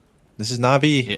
He's not longed for this world, I don't think, at this point. And you can see here, it's going to be Claus. He's going to drop onto him with the charge rifle. Somehow, they managed to finally get that done. So that will be Na'Vi finally, as I say, coming in and getting the job done. A little bit more messy than maybe they would have wanted, but Na'Vi with some points on the board, and it will be our winners of the last game who are eliminated as one as our first two as the third party comes around the corner. Okay, that was not expected. Na'Vi were just chilling, taking down this one player, and now they're getting shot at. We have one player on the run here. Needs to heal up. It's Lava City Boys coming in. Not sure where they came from, but they swooped in there in a second. So, that earlier player that was on the run, pretty good job just trying to bring them into trouble. And then Lava City Boys, they're all right, hearing those shots, goes in and threatens. So pretty crazy stuff as we move over to Cooler Esports. Looks like they're finding themselves in a bit of a firefight. This is over near where the last game ended. All right, at the game before that. So Cooler here, just going to take their time and bunker down a little bit. It'd be good to see the map overhead when we do get the opportunity, as we're going to actually see Flavor of the Month engaged in a battle here in the tower. It's going to be pulling towards water treatment market, and it's probably going to end up just around where Cooler Esports were actually positioned inside that building. So they're going to be pretty confident. There's around 3 or 4 teams actually in this building here and around this area, and you can see that Pierre is trying to land some shots with that G7 Scout and the Mastiff to try and force that team out. Luminosity Gaming is the team who is underneath them. So 2 of our big powerhouse teams here posturing up on each other and seeing if they can get the better of one. I don't know if the Pathfinder is still cleaning the windows there outside, but that's where these teams are. Luminosity, not the best spot, honestly. If there's nowhere to really go from here. There's 2 ways out, up or to the side or through the door. But anyway, Lava City Boys finding themselves in a fight in the middle of the open. Not the best spot to be, honestly. It could be make them a little nervous. It's not too much cover where they are right now. So for now, though, it doesn't sound like any third party is going to happen. But Lava City Boys looks like they just caught a player, took him out. 18 squads left still. Nice and comfortable for them there, and outsiders here are going to have to do some work. There's some nice shots with the 301 is going to allow him to switch over to the alternator and get the finish there, but I think there's still some players alive for him to have to battle against, and there's certainly some teams up on that tower. We've seen them, and they're looking to pick up a free KP here on Ysilta, but he's going to have to be careful here because you can see his teammates trying to crawl to him and get a revive. And speaking of revives, they're going on all over the place at the moment here on Kings Canyon, as North are going to have to get a revive of their own onto RPR, as they're now moving onto these buildings down low around where that center circle will be ending. Yeah, all across the river, there's fighting happening. North finding a great spot, actually, on the ledge there, but it looked like they had one player stuck in a building. Meanwhile, Lava City Boys still on the edge of the circle there, trying to make their way through. Looking down the low ground, looking down. Only one way to go for them, really, here, so let's see if they encounter anyone. They've got a balloon if they feel like it. Probably going to bypass that for now. Looks like they're going to go after that care package. Yeah, I thought I saw Na'Vi disappear off the map there. And yeah, that's confirmation of it. Na'Vi eliminated in the worst way possible. We've already seen one person go for an involuntary swim today, and there's another one now who's going to be in the drink. For North, they managed to get themselves up to a full complement. They've also managed to get themselves possession of this building as well. And there's a player underneath them, RPR, with that wingman again. It's been so consistent with this weapon today and doing big damage again, as he's actually going to be trying to force that player down to get his hands on some of the cooler esports loot that was below him. And by doing so, he's going to improve their fighting situation tenfold here as he gets the gold armor, and he's going to pick up some ammo and some meds off of the bodies that are down below and retreat to help out his teammates. Yeah, and I think that was Flex Gang there, and we were looking out for Flex Gang to have a good game here. It's the last game; you need a good one to make it into the top 10. But Flex Gang unfortunately knocked out in the bottom 3 of this lobby, so they were not looking out for that. And North was there to pick up the pieces. Now North did have a guy dropped, so they had to be a little bit cautious with it. And I don't think they're in the best spot. They're in the low ground, not a lot of cover around them. So we'll have to see how they. Where they go from here as they finish off looting. We see the Outsiders is not too far from them also. They are well within the circle, so they can kind of chill if they want to, which it looks like mostly what they're doing. As they start their own, they open up their own bank. And supply shop. Tuck shop is open, and that's RPI. Pretty nice location for that. Boxing. Dropping them off to his team because he knows they're in a pretty good position. So if they can get some meds and armor swaps, etc., then they're going to be set up for success in our final game of the day. Flavor of the month. There's going to be another team who's trying to put some big points up on the board and secure their top 10 place into our grand finals, of course, for the EMEA region, which is coming up in a couple of weeks' time. And Luminosity Gaming, maybe not looking too healthy at the moment, as Sanya is going to get revived in this situation. They do have the Watson ultimate down to help out with his shielding, but only that level 1 Evo shield to his name. Luminosity kind of stuck between a rock and a hard place at the moment, that team above them and many teams below them as well. Yeah, and Flavor of the Month also in that high ground position, also looking at that area too. So we're getting. I mean, the area is getting smaller and smaller. So we're getting to the smaller circles here.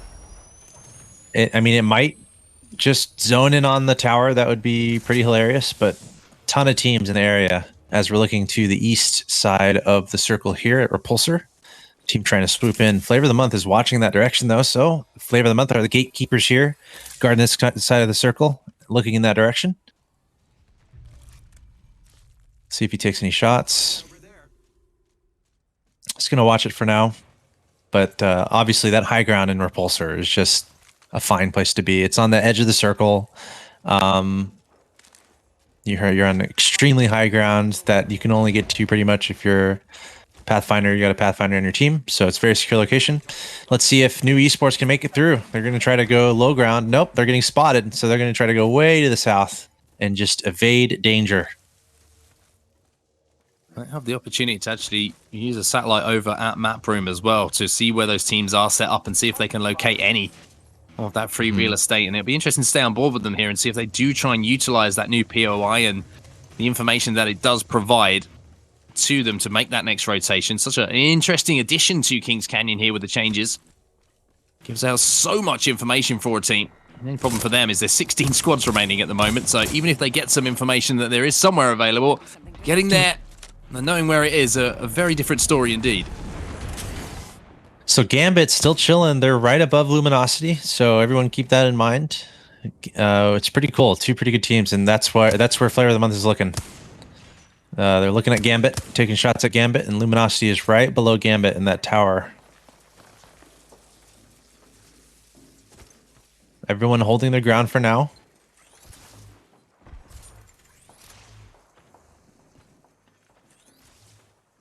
So 20 seconds left until we see some of these teams maybe forced to rotate ever so slightly from the edge of circle, but only the second ring, of course, so a lot of time left in this game, and a lot of teams have managed to find themselves positions to hold.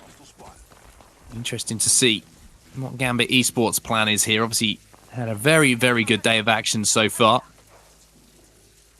They'll be looking to add to their points tally. We're seeing a team late rotate down from the cage as well, from the north of the map. A lot of teams seem pretty unaware of where this one might be pulling, or just trying to play for edge of circle, having realized they're not in position to get in to one of those buildings which is free without taking too much damage themselves. North, one of those teams who are looking to rotate in a little bit later than some other teams, or are they in a great position? They actually rotated a little bit earlier. Excuse me, I forgot that North managed to take this position. You can see all the Watson fences up in front of them in those huts, and this is the moment that a lot of players are going to be sweating on. Where is that next circle going to be pulling?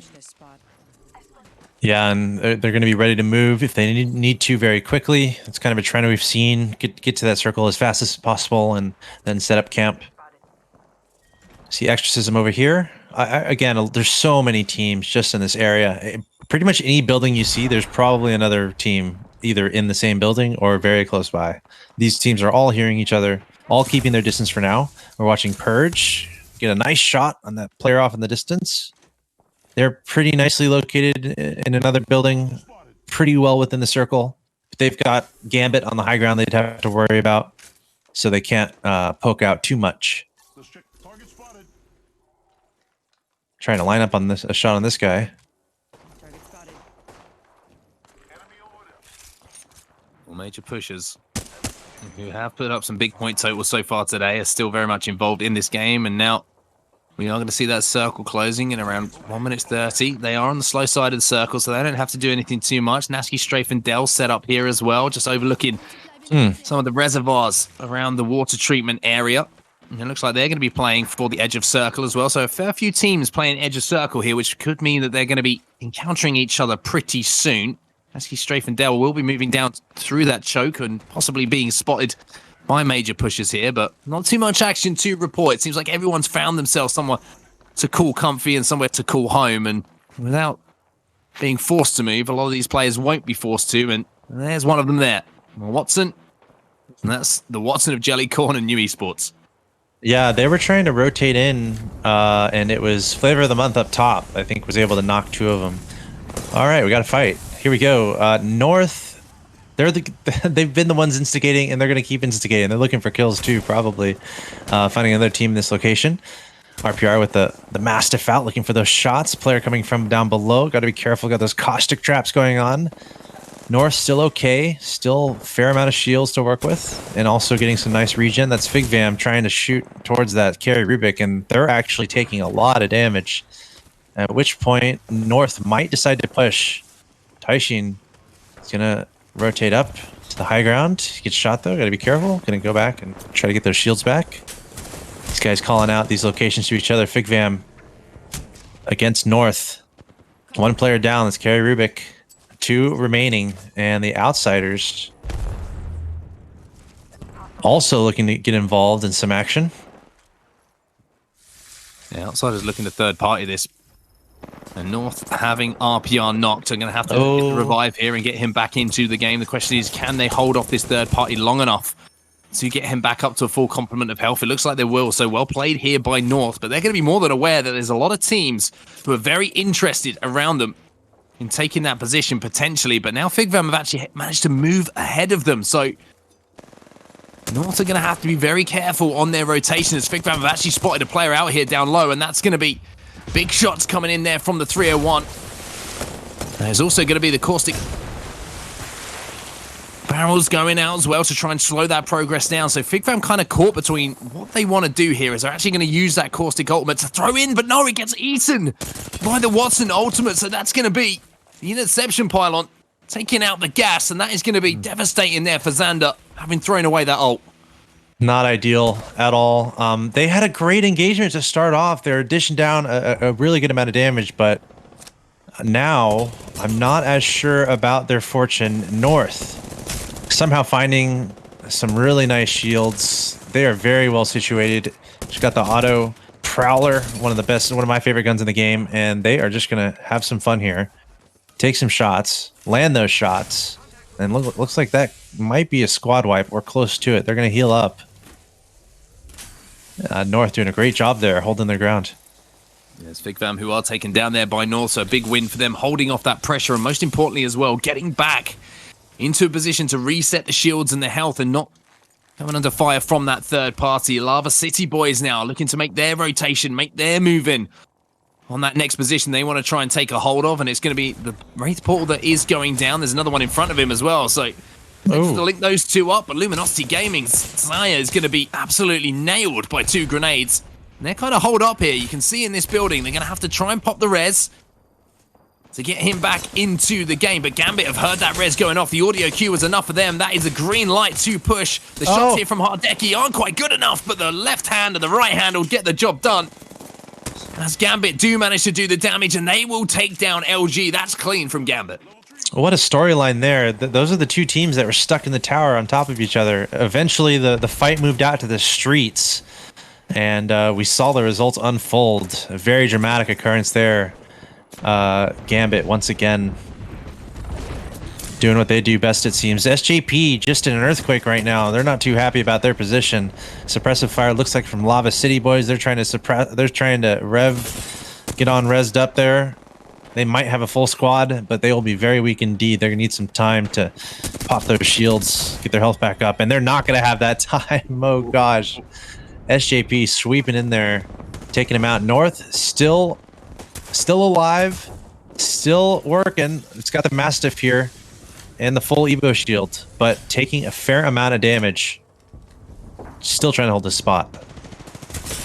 Big damage coming in from the Mastiff, and Mandy doing so much work at the moment as RPR will get the finish there. So more KP going into the hands of North, and this is got all the ingredients to be an absolutely monster game for them. Alliance still involved as well. You can see they're having to set up that zip line to try and eke their way into that next circle as well. So good to see Alliance making it towards that end game, and we're seeing that big pull away from those buildings now, and that is going to be big for Alliance because they're the other side of all of those teams who are going to be trying to make that rotation. So for them, they're just going to watch these teams fall, and if they're smart about it and they can get their crosshairs located on some of those players who are making those moves, they should be able to pick up some KP along the way too. Major Pushers were in a really good spot there. They've decided to come out of that spot and push, living up to their name. And are they going to be successful? It looks like they are.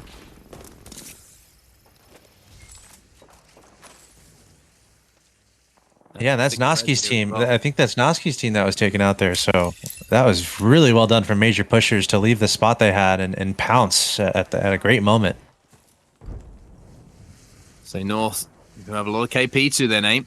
You can see Nasky strafing Dell, like you said, Alex, taken out of the game. So we're down to our final 8 squads now and 15 seconds until more carnage will be ensuing here on Kings Canyon, as all these teams are going to have to rotate towards where that circle is going to be pulling. You can see all the Wraith portals going out to try and find just a square inch of ground that is playable. North playing the low ground. And it have to decide, excuse me, if they're going to use that portal or if they're going to walk in with the zone. But Major Pushers from that push. They have the team in control, because look at where they are right now, up on the high ground. And they're just going to watch all of these teams move in on them. Yeah, it's closing. This is about to get crazy. We have so many teams running into this circle as the zone closes around them. This is Cooler Esports. They have to make their way forward a little bit more. A lot of teams constricting into this spot. 6 squads left. Just keep an eye on that kill feed. There you go. Gambit actually getting knocked out. Alliance doing a good job there. And somehow Gambit might be running into some trouble here as we're down to 4 squads and it's still going. We're on board with Purge here, have been set up in this building pretty much for the majority of this game, just raining fire down through the cracks in the floorboards from that team that is below them. They have lost 1 player, but they will be able to get the revive, you should imagine. Alliance having to make their move in as well. He's forced to queue in this situation. Can he hide behind this beam just long enough? No, he will be taken down, but Face is still alive here, playing that knockdown shield behind his teammate. So he might be able to sneak out a few placement points here as Major Pushers don't realize that he's down there. Or do they realize they're now going to make that push and it will be 3 squads because Alliance will be eliminated surely at this point? Yeah, it's almost inevitable. Major Pushers in such a great spot here. 3 squads left. It seems like all the other teams are just in tatters. And that's going to finish off Alliance. There's 1 squad left here. Major Pushers trying to hold off, trying to close it down. He's got the Mastiff out, and there it is. Major Pushers closing it down, dude. You know, the circle just ended up on them, you know? And then from that moment, they just started pushing in every direction, and it felt like they were in control the entire time at the end there. Again, just waiting for that moment to be the last instigators in that final battle. And with that win, Major Pushers actually bookend their day. They won the first game on World's Edge, and they closed things out with another win here on Kings Canyon. So good consistency from them. And I've been super impressed with them today. I mean, a team that we didn't talk about too much in the build-up to today's show and today's games, but you can't argue with that consistency, right? Winning the first game, winning the last game, and being up there for points for the entirety of the day. Yeah, I would also say add North and Gambit to that list. I feel like they both had a really good day today and actually had a good match there.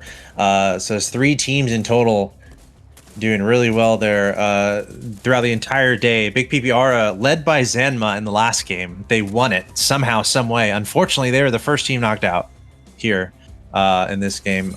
I-10 going on a great race to get out of there, but they won and then they lost. It can happen in Apex Legends, something to look out for, especially as we approach the finals. Taking a look at outsiders here, getting in a firefight of their own.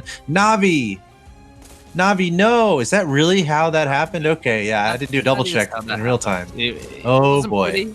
I don't know the ins and outs of it, you know, but we'll give them the benefit of the doubt. That is put that in the montage with that yes. And this was the push from Major Pushers that you were talking about a little bit earlier, where they managed to take down Nasky, Strafe, and Dell. And we know what a big win that is. We managed to eliminate those 3 players who have performed so well in the ALGS so far. Purge here, just picking up kills left, right, and center on all those teams that were below them. But there was only really one team that was in position to win this game, and it was, of course, Major Pushers. And no surprise to see them close things out towards the end of this game. Big shots coming in with the Mastiff. And that is going to be it. The Champions banner comes up, and Major Pushers will take home our final game of the day. I mean, what a day's action it's been, Alex. We know how much has been on the line for these players with the top 10. Of course, probably sitting there at the moment just wondering, have I made it through? And, you know, those moments going through their head and worried, maybe. They're feeling very comfortable. But for the teams who won't make it today, of course, we had the last chance qualifier, which is coming up next weekend. So another chance for them to compete. But I just want to ask you a very simple question, which is, who has impressed you the most so far today? I think Major Pushers for sure. But I think today was a really important day for Gambit and North. I would almost consider them a couple of favorites, and Nasky, Strafe, and Dill might be in that mix too. Maybe a little surprisingly, they had a win today, but in particular, Gambit and North, they came into today already really nicely positioned in the standings, and then they both had really good days. I think that's really important, especially as we go to the most important day, which is the grand finals. So I think this was maybe a little bit of foreshadowing of that. Where Gambit and North, they did really well. They're probably going to do well in the finals. But also, we had some teams come out of the woodwork and win. So anyone will be able to win. So amongst these top teams. So it's really cool. And once again, you know, the EMEA region showing the depth of talent that it does have. I mean, we always look down at the Bravo division and some of the teams that have had to scrap their way out of there to get into the Alpha division. I mean, the thing that always sticks out for me is the fact that North's qualifying process for the GLL Master Summer, they didn't even make it into the Alpha division. You know, they spent their first week in the Bravo division and then worked their way up, and then just had a monster first week in the Alpha division, excuse me, from coming from the Bravo division. So it shows that, you know, even though the qualification process might not have gone so well, they've kept together, they kept grinding like I've talked about before, and they keep getting better every single time that I see them. And for me, I think North are the team to beat. I agree with you. I think North are the team to beat at the moment. I think the Gambit are just in behind them. I still want to see more from Alliance, though. I'm not sure what's going on there. There's been a few games where I've seen them in good positions towards the end game, and they just haven't managed to capitalize or made a little bit of a rash decision in a team fight. And that's surprising for me, that for a team that, you know, has historically been very measured and calculated on the way they go into their battles. Yeah, I think a really good picture has been painted of these consistent teams. That's really cool to see, and North is a great storyline there. But I think at the end of the day, anything can happen. We saw a lot of teams do well today that we weren't expecting, and also there's teams that in previous weeks have done a lot better than this week. So it's going to be really important going into the finals, retaining your mentality, and having a good day. It's just all about having a good day there, and playing to the best of your capabilities. And I think North and Gambit have set themselves up the best for that. So it's pretty exciting. Yeah, I'm looking forward to it, of course. And one thing that we want to bring you to keep you up to date is a scoreboard, of course, because we want to know what has gone down and how that has affected the standings. Major Pushers, of course, taking home the win in that last game that we had of the day here. That's 24 and 42 points on the board for them. Alliance actually having a pretty big game. So, excuse me, Alliance, you have to forgive me. After the performance today, you've managed to at least round things out with a really solid second place performance with 8 KP on the board. Team Purge managing to pick up 28 points for them. North again inside that top 5. And I'm pretty sure, Alex, that North have been inside the top 5 every single game so far today. Yeah, hey, I'm pretty sure that's true. They're going to be they're not going to be happy though that they didn't win one, right? They definitely want to win one of those, and they're going to have to win come finals time. But North doing a great job again, winning, coming into this in the top spot, and I'm pretty sure they're going to hold their spot at the top, as we see Gambit having the best day today. 40 kills, ridiculous, pretty well above the next contender. 148 points to 140, but those two well above the field. North at 106, Outsiders at 102. I think it stands out for me here as well as the placement points. Major Push is outplacing essentially Gambit Esports, but at the amount of KP that Gambit have managed to pick up per game, I mean, 40 kills across 6 games is nothing to be shy of at all. That is a phenomenal fragging performance from them. And then rounding out that top 5, of course, you got Outsiders who managed to sneak in their flavor of the month as well. Nasky Strafe and Dell, who had a great start, of course, the GLL Masters summer, just falling off the pace a little bit alongside Alliance, but Alliance as well in that top 8 position after that big last game from them. But disappointed on the other side of the table. Na'Vi, again, not really showing up here, just 28 points on the board for them. And just remember as well, in the Alpha Division, that you are doubling your points, so 14 points really across 6 games is not going to get it done. Yeah, and unfortunately, Na'Vi had the moment where they fell. They had the fall, one of the falls that we saw today. So Na'Vi, that fall probably encapsulated their day today, and they needed a good day. But as you can see, they're outside of our top 10, so they'll be playing the last chance qualifier. But if Na'Vi had a better day today, they could very well have been in our top 10. Well, let's go through the 10 teams that have made it through to our grand finals. Then North, of course, top of the charts. Gambit Esports just in behind them. Ad Hoc Gaming will take home that 3rd place. Luminosity, Major Pushers, Nasky Strafe and Dell, Alliance, Flavor of the Month, SJP2, and Triumph will be straight into the grand finals. But for the teams on the right-hand side, as you said, Alex, they'll be back next week to fight it out in our last chance qualifier. And there's some big names in there as well, the likes of Finalize, Cooler, Na'Vi, Third Impact, Purge. I mean, that's going to be a bloodbath next week, right? Oh, it's going to be great. And they're going to play, they're going to face off against the top 10 from Bravo. So it's just a great melting pot of awesome talent, or I guess the next 10.